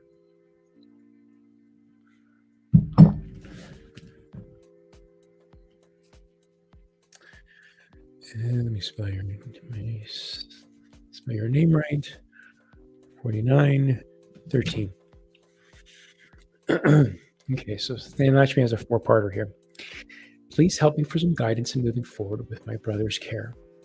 I'm still battling to get access to his medical records, reports, and access to his twins. This in turn is affecting my brother's treatment, accessing professional, and healing him as his twins are all his life. even though we managed to have him under our care since January last year. The battle seems to be so complex. I need help from the divine universe and Holy Spirits. You're welcome, Thanlatchmy. Okay. Who wants to talk on Thanlatchmy's case? Brother. Notice the words that you're using. They're asking me to bring this up. I'm bringing it up. Notice the words that you're using, and you're saying fight, battle, complex. As you're using these words and feeling these words, you're making it a battle. You're making it complex. But maybe this is for his greatest good, that this is with ease and is with grace, and he's receiving exactly what he needs to receive right now. And as you feel this and you're reaching, you're making it a little bit hard on yourself because you're trying to force things to happen instead of letting divine timing happen just the way it should happen, at the time it should happen. So what is happening for your brother right now? He's receiving care. He's receiving some sort of healing, and it's happening at the pace that needs to happen for him. So this isn't something that you want to force or control or put a timeline on, because there is no timeline on any of this. Things happen at the time they're supposed to happen, and they happen for a reason, the pace they're supposed to happen. So let go of the notion that this is a battle and this is complex. This is very easy, and he is receiving what he needs to receive at this very moment. And when the time is right, records will be released, the information will be released. All you need to do is keep your intention on healing, on loving healing, because the love that you are casting now is become a love of fear. If I don't do this, he's going to die. If I don't do this, he's going to be hurt. He's going to have a battle. This is going to be complex if I don't do this. So your love has become a very low vibrational state of love that has become very fearful state of love. This is the love of fear. If I don't do this, he will die. This is dun dun dun, and I'm feeling the dramatic music, bum bum bum, and it's so dramatic. I'm like those old movies, and it's just so fearful. And you see the phantom, and the phantom's, oh my gosh! So it's like you're putting the energy in there instead of loving it. It's like, oh, look at the care that he's look how good he's recovering. Put your energy into what he's receiving. Look how good your brother's done. Your brother has escaped from his captors. Your brother is receiving care. Your brother is receiving love and nurturing. Isn't that enough? Enjoy what he is receiving right now in the present moment. It is beautiful. It is delicious. It is perfect. It is wonderful. It is exactly what he needs to receive right now. So don't do this to yourself.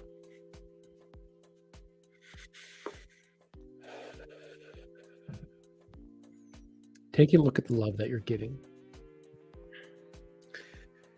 Do it from your heart, Thanlatchmy. Enjoy the process. This is not a race, and this is his lesson. This is not your journey. This is his journey. So let it be. Be there to support, to do what you're doing, but do it from a side of love, compassion, and observation. And enjoy the ride. Instead of riding in the car, you're running beside it, and everyone's in the car. They're just riding along. The windows are down, and you're running beside, and you're breathing, and you're sweating, and it's like you're just making. And you're like, yeah, we're going to the hospital. We're going to the hospital, and like you're just panicking throughout the entire thing. Take a step back. Take a step back already. You got this. Enjoy the ride, Thanlatchmy. Enjoy it. Okay. You got this, girl. You got it. Yeah, you got it. You are welcome, Sil. Unusual for Lucy Big Quiet, but clearly she feels science is best for it. Yes, it's true. Yes, finally, you got it. I hope it resonates for you, Thanlatchmy, and I hope you take heart with it. Kerilyn from Mary Perfect. Okay, that's for her. Great. And I'm coming to... Yeah, and Donna, I'm just going to pop this up really quick and answer this for you because it is a quick one. Number 2 for Donna. And 154, 55.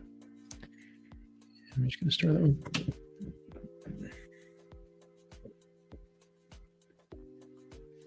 Okay, Donna says, I struggle with meditation. Is that due to some kind of past or current fear?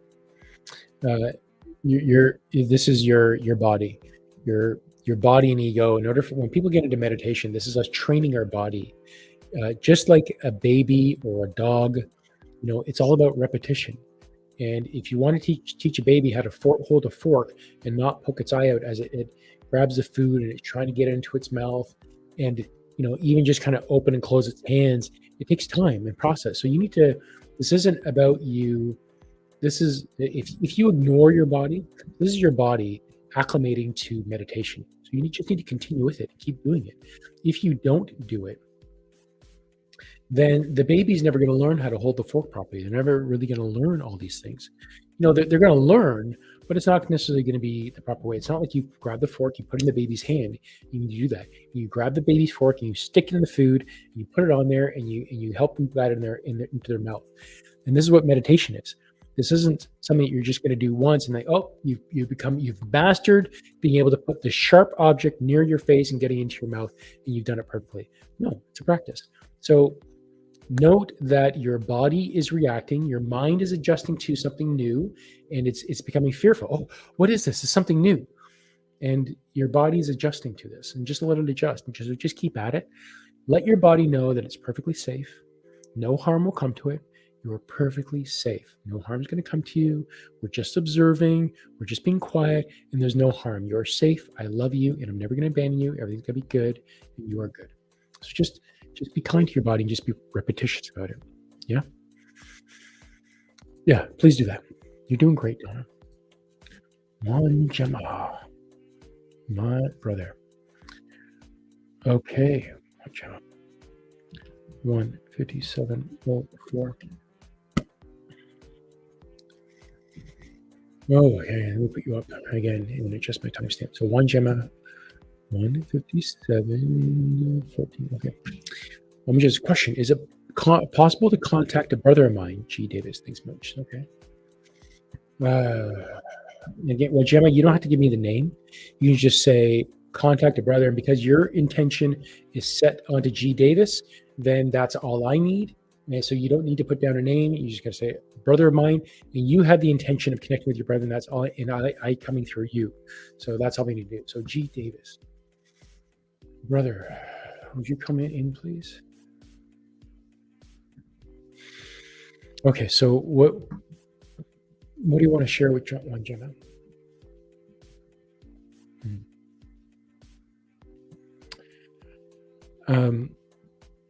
I see him looking down. So this is what I see, like your living room, your family space, and you have visiting family, and the family has all come together. And I see him almost like in the top corner behind, and he's just looking down. And it's not like he's actually interacting, he's observing and just being a part of the energy, but not necessarily being in the energy.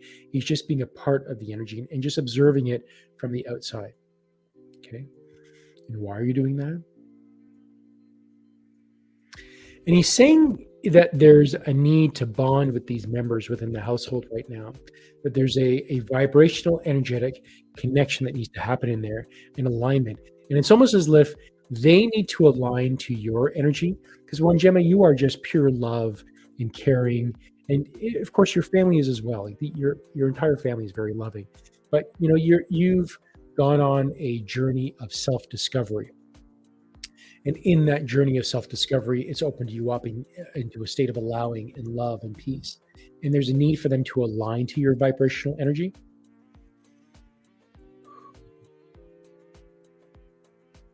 So he actually is with you, and it almost feels like he's guiding you. So you're going to see maybe certain events or certain things happen around you. So the brother is definitely with you, and he's around you. And it's like he's just guiding you.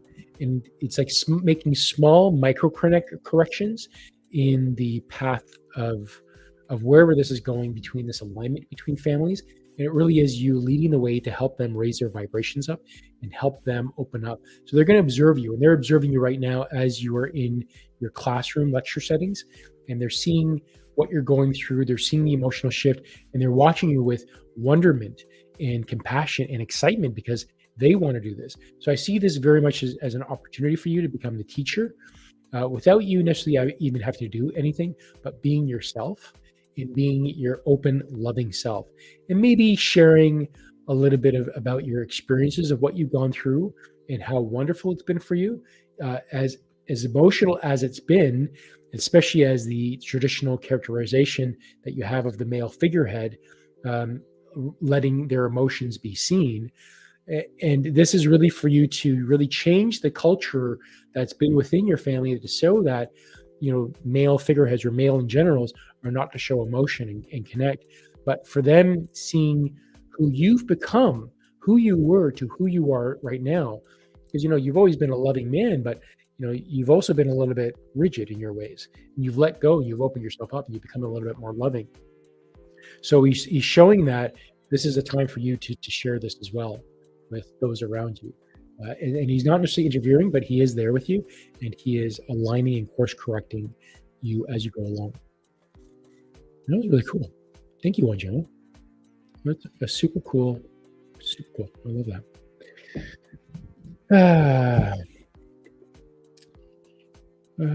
Good. I'm glad you got that message, Jacqueline. Thank you. Thanlatchmy says, okay, thank you. As long as I can get reports and records to seek professional support and assistance. Thanlatchmy, they're saying listen to the message again. Listen to the message a few more times because it's not quite sinking in. Yes, I love my brother. I want to see him recovered while Mom and I are alive. We want to prepare and give him the maximum support. Thank you. I follow your guidance. Listen to the message a few more times and let it sink in, because your words and energy that are coming from there, I know that energy because as I'm trying to heal my body and self, I'm like, yeah, let go. I'm so free. I'm so easy. God, just heal already. And that's what I do to myself. So there's a need for you to do that to yourself as well. And yeah, I know what you're doing. Easier said than done. Hello, Kay. Okay, so Kay asks, I'm going to bring you up here, Kay. And we've entered the 2-hour mark. Wow. 2 hours. Okay, so Kay says, she asked for a message reading about my mother-in-law. She and I never got along, and I wanted to know now that some time has passed, is it worth trying again? I'm not sure and very concerned.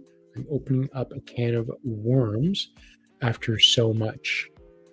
Her energy has always been toxic towards me and my children. And it's because I'm with her son and she doesn't like me. Okay, so let's check on this. Okay. Erik, anyone? Erik, okay. Is it time? What's going on with the mother-in-law? Why? I'm feeling this kind of be a cool one for you to enter into meditation, observe your mother-in-law. And I'm actually seeing a past life with your mother-in-law where she was your husband. And it's almost like in this relationship, this husband role that she took didn't necessarily honor you as a wife. Very much barking orders and being a womanizer and not honoring the union yet that you had as husband and wife in this past life. So now you've come back in this next life and you're switching roles. And you're married to her son, but there's a jealousy that's happening in here. And there's a release that is happening. Sorry, not a release, but it's kind of like, it's almost their issue they're going through. But what you can do is you can approach it with love, and you could plant the seed, and you can say to the mother-in-law, I feel Don't say I know, but say I feel like you don't like. You, I feel like you're not connecting with me or the kids, and I feel like maybe it's something to do with me or something with the family or something there, and I really want a greater relationship because I love you. And she might go into a bit of a tangent, but if anything, it's going to plant the seed, and she's going to walk away. And like most humans, we take that thought and we cycle it and cycle it and cycle it and cycle it, and then you'll have a future interaction with her where she is really afraid to look at herself and look at this area of her, but you've planted the seed, so she's forced to look at it. And then she might say some things, and then your response is going to be, yeah, I hear you. I hear that you feel that way, and I completely understand you. But that's not how that's not how I feel towards you. It's not how the kids feel towards you. I love you, no matter what. You are my mother-in-law, and I'm connected to you, no matter what. We always will be, and I love you, no matter what. Even if you don't feel that way towards me or the kids, I love you, and I'm never going to abandon you. I love you, no matter what, and I care for you. And you let that sit with her and let it percolate. And then in time, it'll come. But this is, I'm seeing, is the beginning of breaking down this wall. You're welcome, Kay. Kay says, in a past life, she was married to my fiance, I feel. So you were saying she was my husband. That's yeah. You know, you got to remember that the soul families that we come in with, that we go through multiple lives together, and we all start swapping roles and positions. So one time, you know, you're a wife, you're a husband, you're a child, you're an adult, you're a grandparent. We go through all the different stages, and we experience life in these different ways. So this is just this is just part of your soul circle and learning, and this is just part of your lesson, and this is the trigger that's needed in order to learn that lesson. So nothing is ever bad, nothing is ever negative. It's all good. Even when that we might see something negative or this toxic or tragic event, well, it's triggers, something for me to learn from and get better. Everything is a lesson. So all this is a really good lesson. Good. Okay. I'm glad you got your message. So nighty night. Have a good sleep. Thank you for asking the question. It was beautiful. Thank you for that. All right, good. Okay, I'm getting near the end, which is awesome. Because I need a little break too. So Veronica K 20740. Oh shoot. Okay. Do that again. 48. Okay. And Veronica asks, hi, thank you to message love. Why do I feel stuck? Message from my children's father. Lots of love to her father. Okay.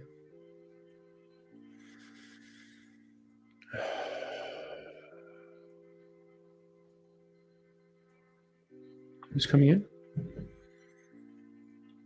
I don't know who this is, but I get an inkling that it is the father, so the children's father. Okay, so Veronica's feeling stuck. Why? Because you're ignoring yourself. You're ignoring the feelings that are coming up within you. You're starting to get, certain visions and feelings, and instead of actually looking at them and observing them, you're just kind of burying it. And you are, so I don't want to look at that. I don't want to deal with that. I don't want to see it. It makes me feel awful.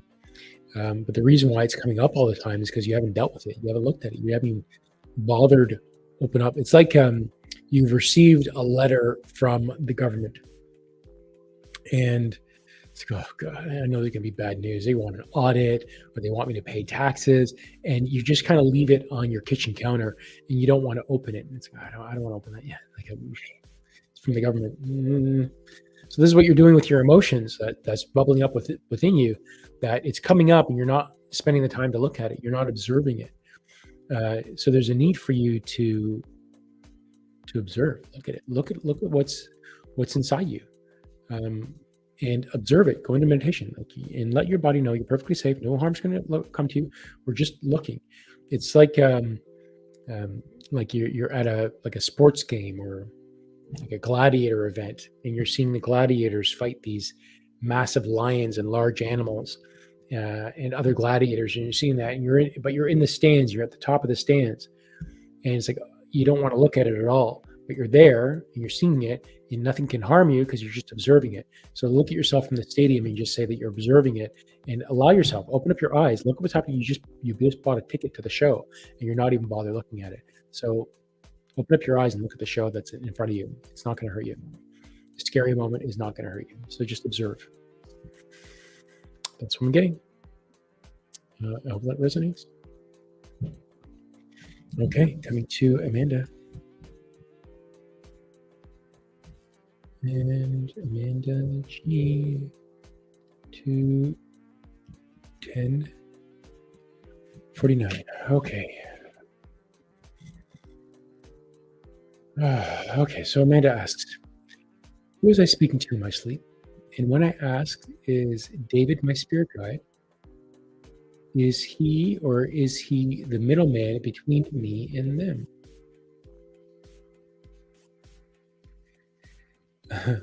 And I just feel they're laughing, and they're just saying, like, no one can come between you and your guides. No one can come in between you and your guides. There is never a middleman. There's always a direct connection directly with you. Okay, so who was who's she speaking to in her sleep?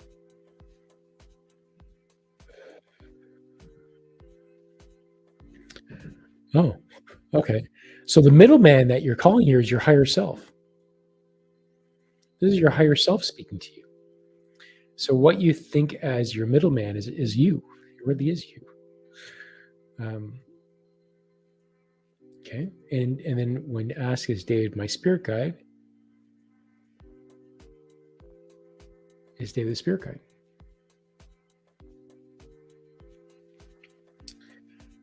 I'm feeling like David. It's like David with an E at the end and an accent, like Davide or something like that, is one of your guides and helping you with the awareness of your higher self and connection that's here. So you are going through a spiritual opening right now. Like, I mean, you are quite open. You are quite aware. You know what's happening with you.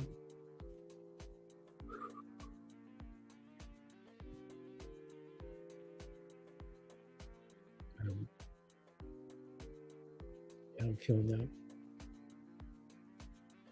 Yeah, it's your higher self. Just continue to let go and feel and connect, and you're well on your way. Connecting that, but just know when you sleep, your higher self typically connects with you a lot, or is leaves your body. So you leave your body, go back home. There's only a certain percentage of ourselves that are within the body. That this physical body, cannot handle the high vibrational frequency of who we really are. So there's only a small percentage of us in this body. Even though the planetary shift is changing, so more of that energetic shelf is within these physical vessels. So that percentage of energy comes up, and it's why a lot of people are waking up, becoming more heart-centered, more loving, because more of ourselves are adjusting, and the physical body of our frequency is changing here. So that's what's happening for you as well. Your higher self is connecting. What you call your middleman is really your higher self. So you're doing great. Allow it to come in. Angela, you're welcome. You are very welcome. Okay, bye, Emma. I think Emma, I don't know if I answered Emma's question, but bye. Thanks for hanging in here. If anybody's around, please like, subscribe, share if it resonates with you. If you want to, if you don't want to, that's fine too. And again, I just do have a few events, so I'm just going to share that now while a few of you are on. Sunday, Rita and I are going to be on the channel. We're going to do for Valentine's Day, we're doing a raw chocolate brownie recipe, and we're inviting our friends William Michael Forbes and Norma Jones to the group, another loving heart-centered couple And we're just going to be casting out that energy. So even if you tune in, it's not even so much about the recipe, it's about the love and energy that we exude as couples that in relationships. So that's what we're sharing out with there. And then next week, again, Wednesday, Divine Soul Awakening, we have motivational speaker, author, and hydration specialist Diana Dolce, who's going to be talking to us about using water fasting to open up our spiritual gifts. That's going to be really exciting. And last but not least, for the next 2 weeks, twice a week, I have a freedom meditation that's for a half an hour total. It's really meditation is 15 minutes, but to sign in, get out, it's a private Zoom thing where we just jump on a Zoom call, we go into freedom, we feel freedom, and we give that out to the world and allow others that need it the most to feel freedom as well. So that's what's going on. Thank you for listening to that. And let me come to Jennifer now. Okay. Jennifer M. 2:15:34. And Jennifer says, hello, everyone. I'm struggling and just got over COVID. My headaches and brain fog are still bothering me. Fear, anxiety, darkness, energy messages for me, Erik. Okay. Erik, what do you want to say about this?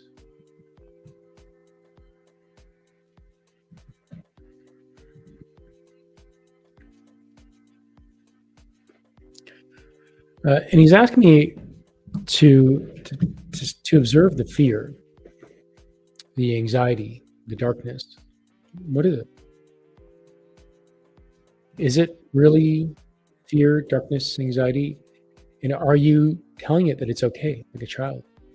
So I'm seeing there's a need to talk to it and give it love and give it compassion. And look at those feelings, see where it comes up the body. And then within the body part, that is your body asking for love. And as you go into the body, talk to the body and give it love. So how you want to do this is go to my channel and go to the meditation playlist and look for the emotional release. There's meditation, there's an emotional release section. I think emotional release section, go there and look for the guided emotional release. And this is just general one that just guides people to look in your body to release emotions and to begin to love those different parts. So, when the whole notion of this whole fear-demic that came through was to instill fear in people. Or actually, I take that back. But that's what happened. It created a lot of fear in people. And when fear comes in, your vibrations really go low. And when your vibrations go low, that's when sickness comes in and enters into the physical body. And when it enters into the physical body, a lot of these emotions, other things, can bubble up to the surface, but they also get trapped of new emotions and whatnot. And it gets played upon. And this is where sickness lives in. But when you shift your vibrations into a state of love and happiness and you give those areas of what the fear, the anxiety, the depression shows up within the body, and you observe it, and you begin to give those areas love, you're going to find a dramatic shift within your body.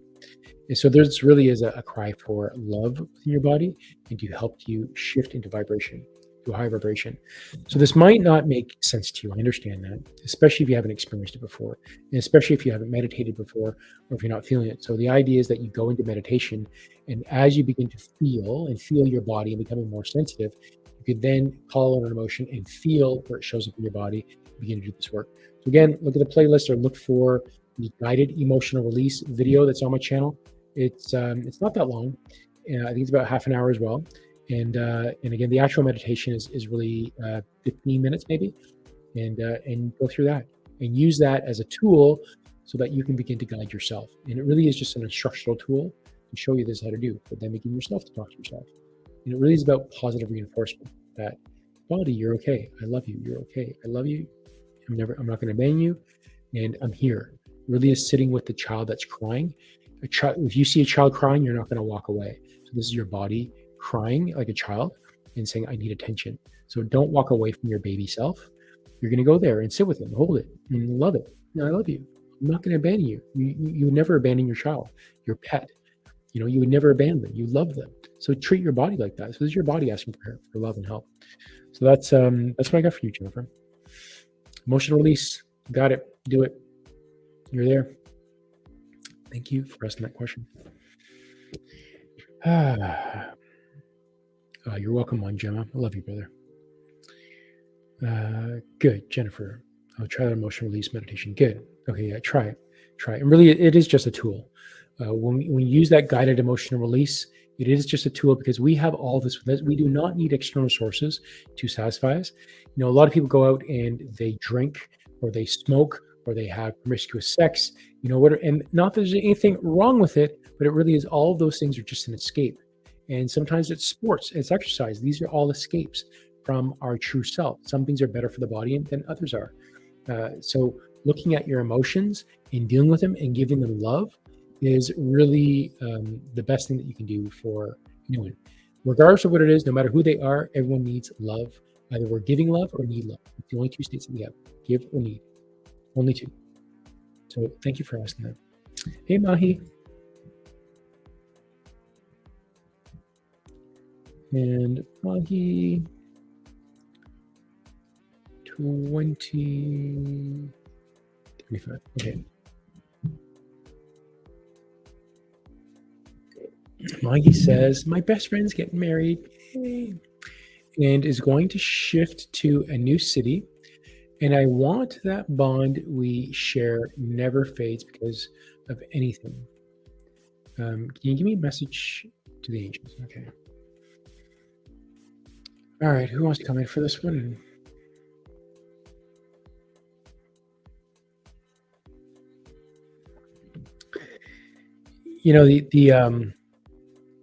The bonds that we have to each other, the people that enter our lives and leave our lives, there is never a detachment. The energetic connection is always there. Okay, we all know that. We know about the energetic connection, but like, what can Mahi do in this situation, staying connected? And I'm hearing this really comes down to free will. If it's meant for you to be separated and have you go on to your own lives, your own journey, you're not going to stop that. But in the same breath, if you do not want this relationship to end, free will says, well, you just got to pick up the phone. And as your energy connecting, you think about each other, say, oh, I haven't thought about my friend in a long time. Let me give her a call. So you get on the call them. Get the video chat happening and just reach out to them. Even if anytime you think about them, send them a text, call them, get a video chat happening. It's up to you to if you want to change that connection in this world or not. But ultimately, you can never lose that energetic connection. But if they've gone on to explore something else, we don't want to hinder that exploration either. But it doesn't mean that you're going to lose that connection. Just stay connected. Stay connected. Just do it anyways. So, is she going to stay connected? It's up to her. You're always going to be connected. So just stay connected. You'll be fine.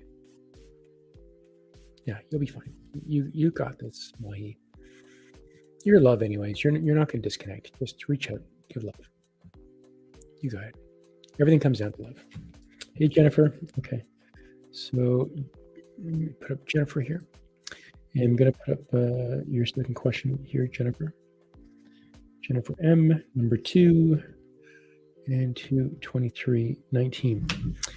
And Jennifer says, Con, I feel the weight of the world and spiritual warfare.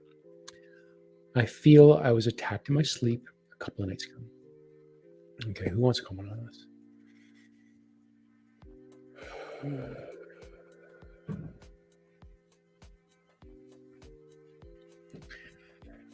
So Jennifer, you're an empath. Much like myself, much like a lot of other light workers, a lot of spiritual beings, you're an empath and you feel. And there's nothing wrong with feeling, but you decide what you want to feel. So you're keeping your intention on the suffering or the negative of the world. Yeah, there is a lot of fear in the world, and there are beings on this world that are fear, that live on fear, that take advantage of that. So that is what's definitely come up, and we know a lot of that. But as many of us have been shifting to love, that fear cannot stand in that light of love. But now you have a choice, and I'm being brought the analogy that they're giving me two actually. So I'm going to do the first one. So you're on the patio, and I've said this one before, but you're on the patio. It's nice and beautiful summer out, and people are walking by you, and there's beautiful flowers and trees, and it's wonderful. But then the car goes by, that's blaring music. The muffler is really loud. It's just really really out there and loud, and they're just sitting there and blaring their music. So now you look at it and you recognize it. The hell, and but now it's your choice. Like, do you want to sit there and stare at it and pay attention and watch and listen to this loud car, or do you actually want to go back to the beautiful scenery that you're just looking at and change your attention and focus on what you want to look at? So the weight of the world, yeah, it's very much there. But what are you going to do about it? Look at it, or look at the beauty of the world. And as you look at the beauty, that's where your energy is going to go. And what would actually really benefit you as well is look at the 1 Billion Strong YouTube channel and the 1 Billion Strong Facebook group. So I go on there live during the week, and there's a pre-record on the weekends. But every day at 12 noon, 12 midnight Eastern Standard Time, we do a very quick 10-minute heart meditation. We go into heart coherence and bring love into the body, cast it out to the world, and feel everyone feeling love, especially those that need love the most. So there's a need for you to shift your attention, and instead of focusing on the war and the negativity world, because it's there, yeah, it's definitely there, but you don't have to pay your attention to it. You need to shift your attention. So use the 1 Billion Strong heart coherence, or just begin to, as you feel the weight of the world, shift into your heart and start breathing into your heart and breathe out of your heart and bring in an elevated emotion. And let's say feel what freedom would feel like. What does freedom feel like for you? And as I ask that, what does freedom feel like to you? You just hold that in your heart and breathe into your heart and breathe out of your heart. Feel with your heart and feel what freedom means to you, and feel that. And then that will quickly shift that energy of feeling the weight of the world, because yes, it's there, but you don't have to feel it. So shift your energy and attention. So that's the simplest way. And that is the simple, even if you're with a crowd of people, just begin to breathe into your heart, out of your heart, and feel love. Bring in elevated emotion, bring in love, bring in happiness, bring in peace. And it's definitely going to shift your energy, and it's going to shift the energy of those around you.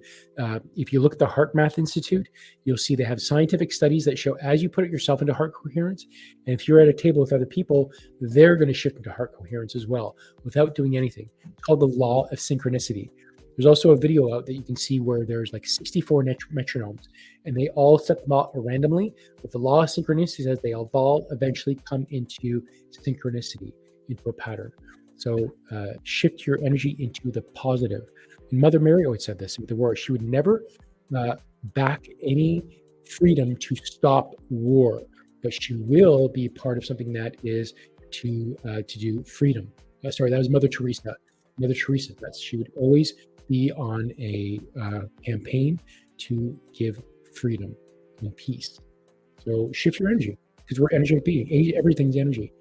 Everything is energy.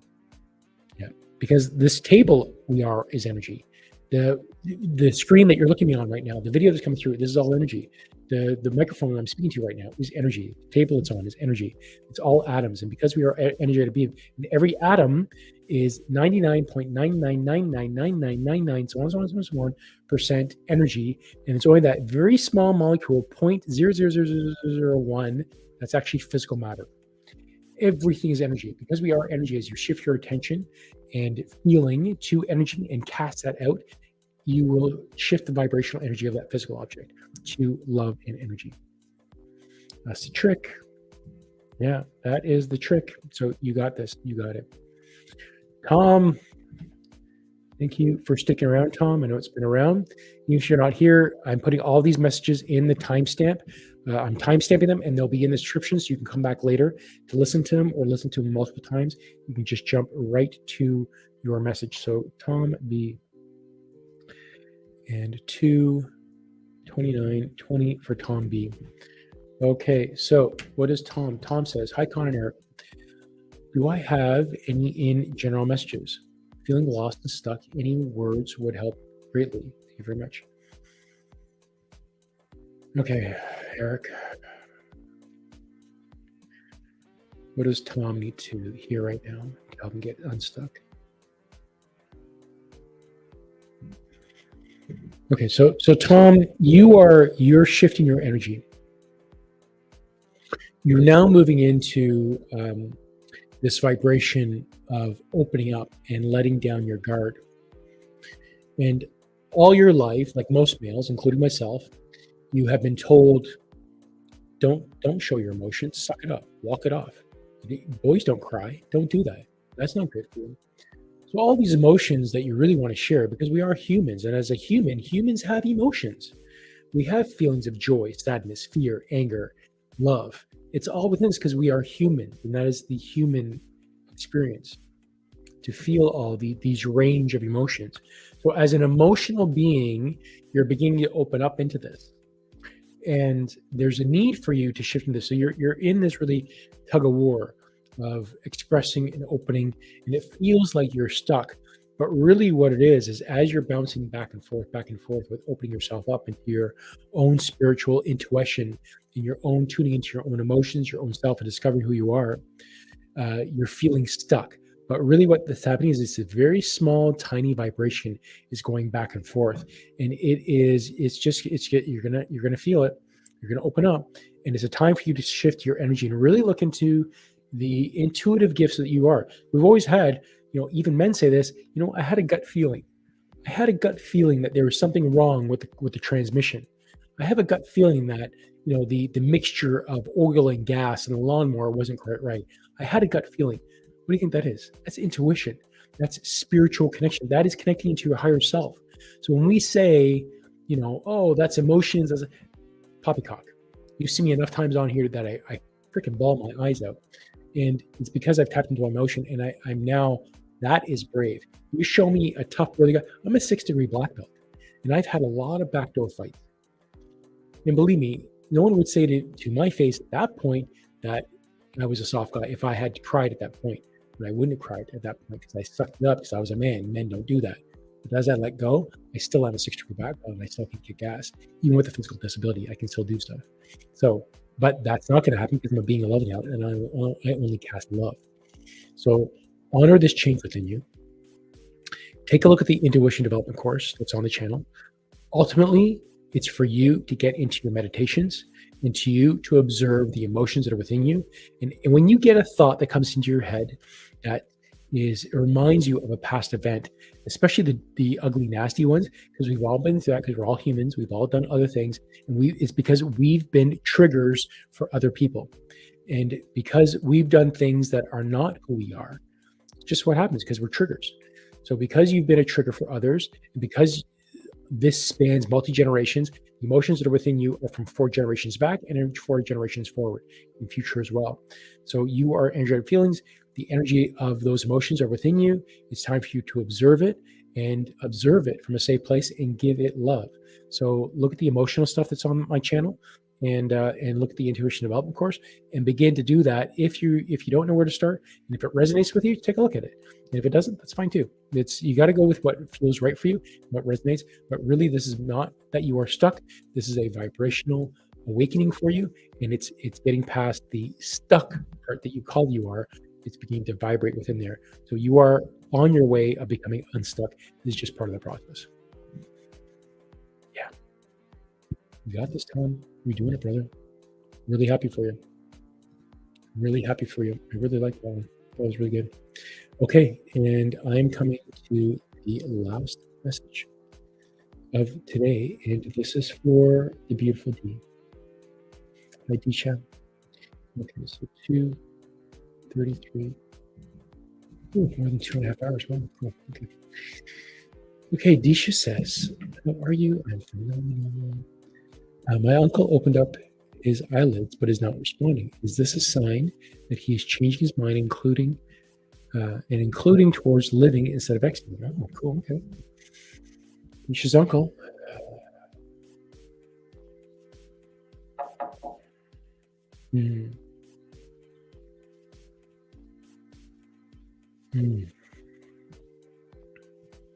So Disha, Oh, this is quite beautiful. So you've been talking to your uncle and talking to him about the love and energy and positiveness. You've been casting your love on him, and I feel that he wants a second chance. It doesn't feel like he's going to be exiting now.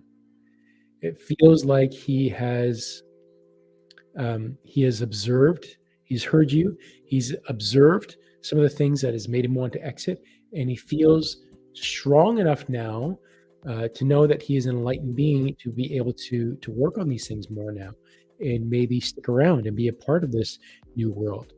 So yeah, I feel like he's going to be sticking around now. The energy has definitely shifted, and I feel this is really a direct result of yourself, of the love that you were giving to his brother, your other uncle, and the vibrational shift that your brother has. The brother's uncle, your other brother, your your other uncle, his brother, has shifted his energy and is casting love and wants him to live now. He's no longer jealous as much. He still has to deal with this stuff. And when your uncle does come back, he'll still have to deal with his stuff. But at this point, doesn't mean that he's not going to change his mind. But at this point, it seems like he's ready for another kick at the can, that he wants to do this. Yeah, I'm totally getting that. Wow. That is super cool, D. God, thank you for allowing me to share that. That is really cool. Hey, Regina, thank you for joining. Tom, you are very welcome, brother. You know, if you ever, and there's something else, Divine Soul Awakening. So every Wednesday, 12 noon on my channel, we have something called Divine Soul Awakening. It's to help people who are awakening, that are just have questions. And I think it's March 23rd. Let me just find out. But we are having a show that is specifically for men to share their awakening process. So I'm just going to get the date right now for you. March 23rd. So it's going to be next month, March 23rd. We are having an episode that's specifically for men or about men opening. And it's for the women as well, that they can ask the questions they can't really ask the people around them. So you're able to ask the questions for men, but the entire episode will be about men who are awakening and coming into this emotional self. Because no, Tom, there is absolutely nothing wrong with a man coming in tune with his emotional self, his animal self. These bodies are animals. Animals can go through emotions, and those emotions, now an animal doesn't have the cognitive reasoning. They're not going to sit there and analyze. They have the emotions, they experience them. But when you see an animal shake, they shake it off. But because these bodies are really animal bodies, we need to eat, we need to sleep, we need to exercise, we need to procreate. The animal body needs these things as well. It also means that these animal bodies have emotions. And as men, we're told not to, or most men are brought up to not see that. The new generation of men, a lot of the beautiful mothers now and fathers, are teaching their kids that this is a good thing. You want to tune into your emotions and not run away from them. So running away from emotions is out. It's time to look at your emotions and become the human being, the true self of who you are. So that's beautiful. Ooh, really cool. Beautiful souls. Thank you all. This is such a great high for me to be able to experience this and share the energy and the questions that you brought forth. I really do thank you for this. And it really is truly an honor for me to do this. I'm just going to recap the events that are coming up in the next week. So this Sunday, join my wife and I, Rita Mustafa, as we celebrate Valentine's Day. We're making raw chocolate brownies, and we bring in guests William Michael Forbes and Norma Jones with us to share the experience. And really, this is about showing two loving couples and what love means to us. And we're just going to make something raw. So it's already posted on my channel. You can set the reminder if you want to be a part of it, or just tune in. It's not going to be that long. And the recipe there for the raw chocolate brownie is there as well. And then let's see, on Wednesday, Divine Soul Awakening, we have Diana Dolce, who is a motivational speaker, author, and hydration specialist that's going to talk to us about using water fasting to open up our spiritual gifts. So excited about that Wednesday show. A lot to learn. I have a lot to learn myself. I've done juice fasting for 66 days. I've never done a water fast, so it's very interesting for me to hear that. And let's see, of course, channeling Erik.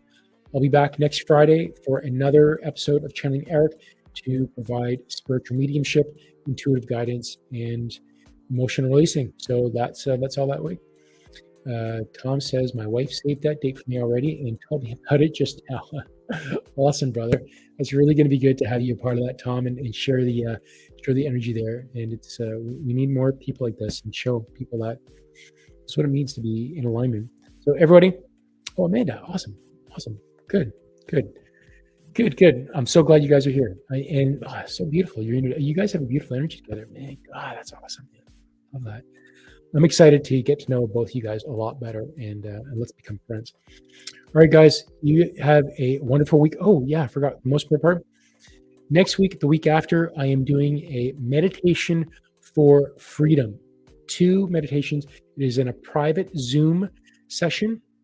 It is not recorded, and it is really just shifting our energy into the feeling of freedom and casting that out to the world and allowing those that need it the most and everyone to feel and help them feel freedom in their hearts. So look out, find me on Facebook. I've posted on Facebook. You can find me, and it's a public thing. I have it casted out there, and you'll find the links in there. And the 4 next dates and links to the Zoom session is on my Facebook profile. So I hope you all can join that and be a part of it. Please like, subscribe, share this if it resonates with you. And if you think this content will help somebody or help yourself, please do that. And other than that, have yourself a beautiful weekend. And thank you again. Much love all.